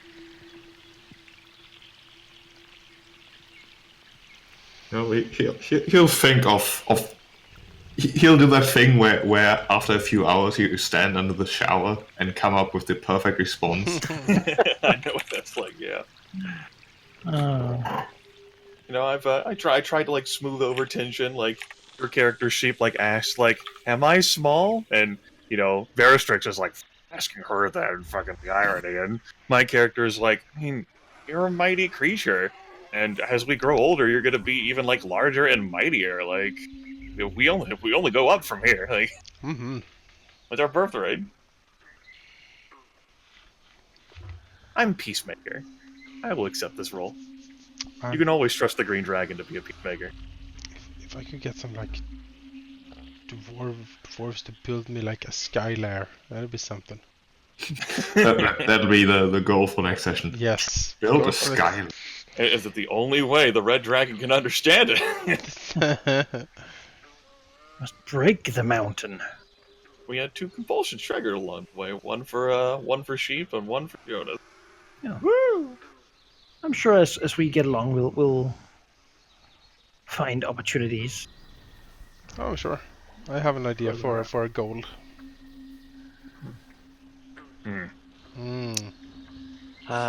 Yeah. Would setting a large part of the forest on fire be a goal?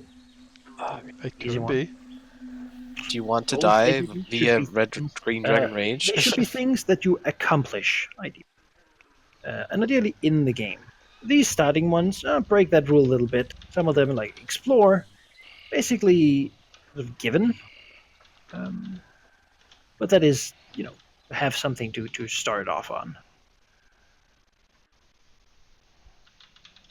So ideally it's things your characters want to accomplish. If you want to burn down the forest, then that could be a thing you can do. And then you can get the waterfall. You got a vested interest in slaying orcs within the valley. That could be something that you would pose. Good, I want to kill the orcs. I think the orcs needs to go. Magical thing. They're too unruly. I need like dwarves. I need like hobgoblins. People with some organization. I need to find some kobolds. Yeah. How about as a goal, we steal back the stuff that was taken from the caravan? So far. It's so far. It's very far, isn't it? As a more immediate goal, for Verstrix specifically, this psychic disturbance. Well, since it's now obviously cultists that are causing this, rather than destroying it, that's not enough for him. I think he wants to completely subjugate them completely under his domination. It's not enough for them to suffer. Now they have to basically be bound to him. Fuck's with my forest, man. He's angry now. You don't make a purple dragon angry.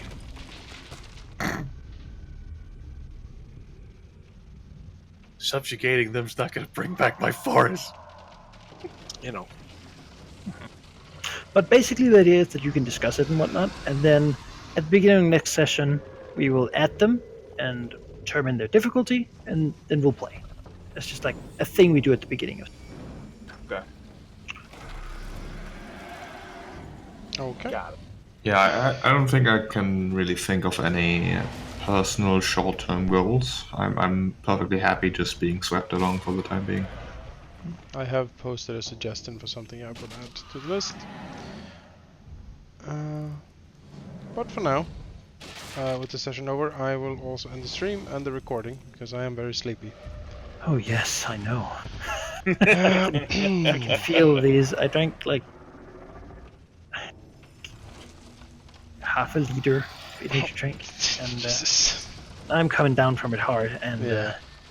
in 20 minutes, I'll pass out. And, Well, I won't be back Excellent. for a while. well, Alright. alright. Thanks everyone for watching. Thanks Good work, Manaki, for- team. Yeah, good work, team. We did it. Good. I fucked up a dwarf with a daily. Pretty yeah, good. And did that dwarf fucking like swatted you and made you prone? Yeah, he should not have done that. That was bad for him. Didn't even have time to use his other thing. Yeah, I knew he had more things coming. I was like, oh, I see what you're doing. No, we're having none of it. Oh, Manaki, do you still have 2 minutes or so? Yes.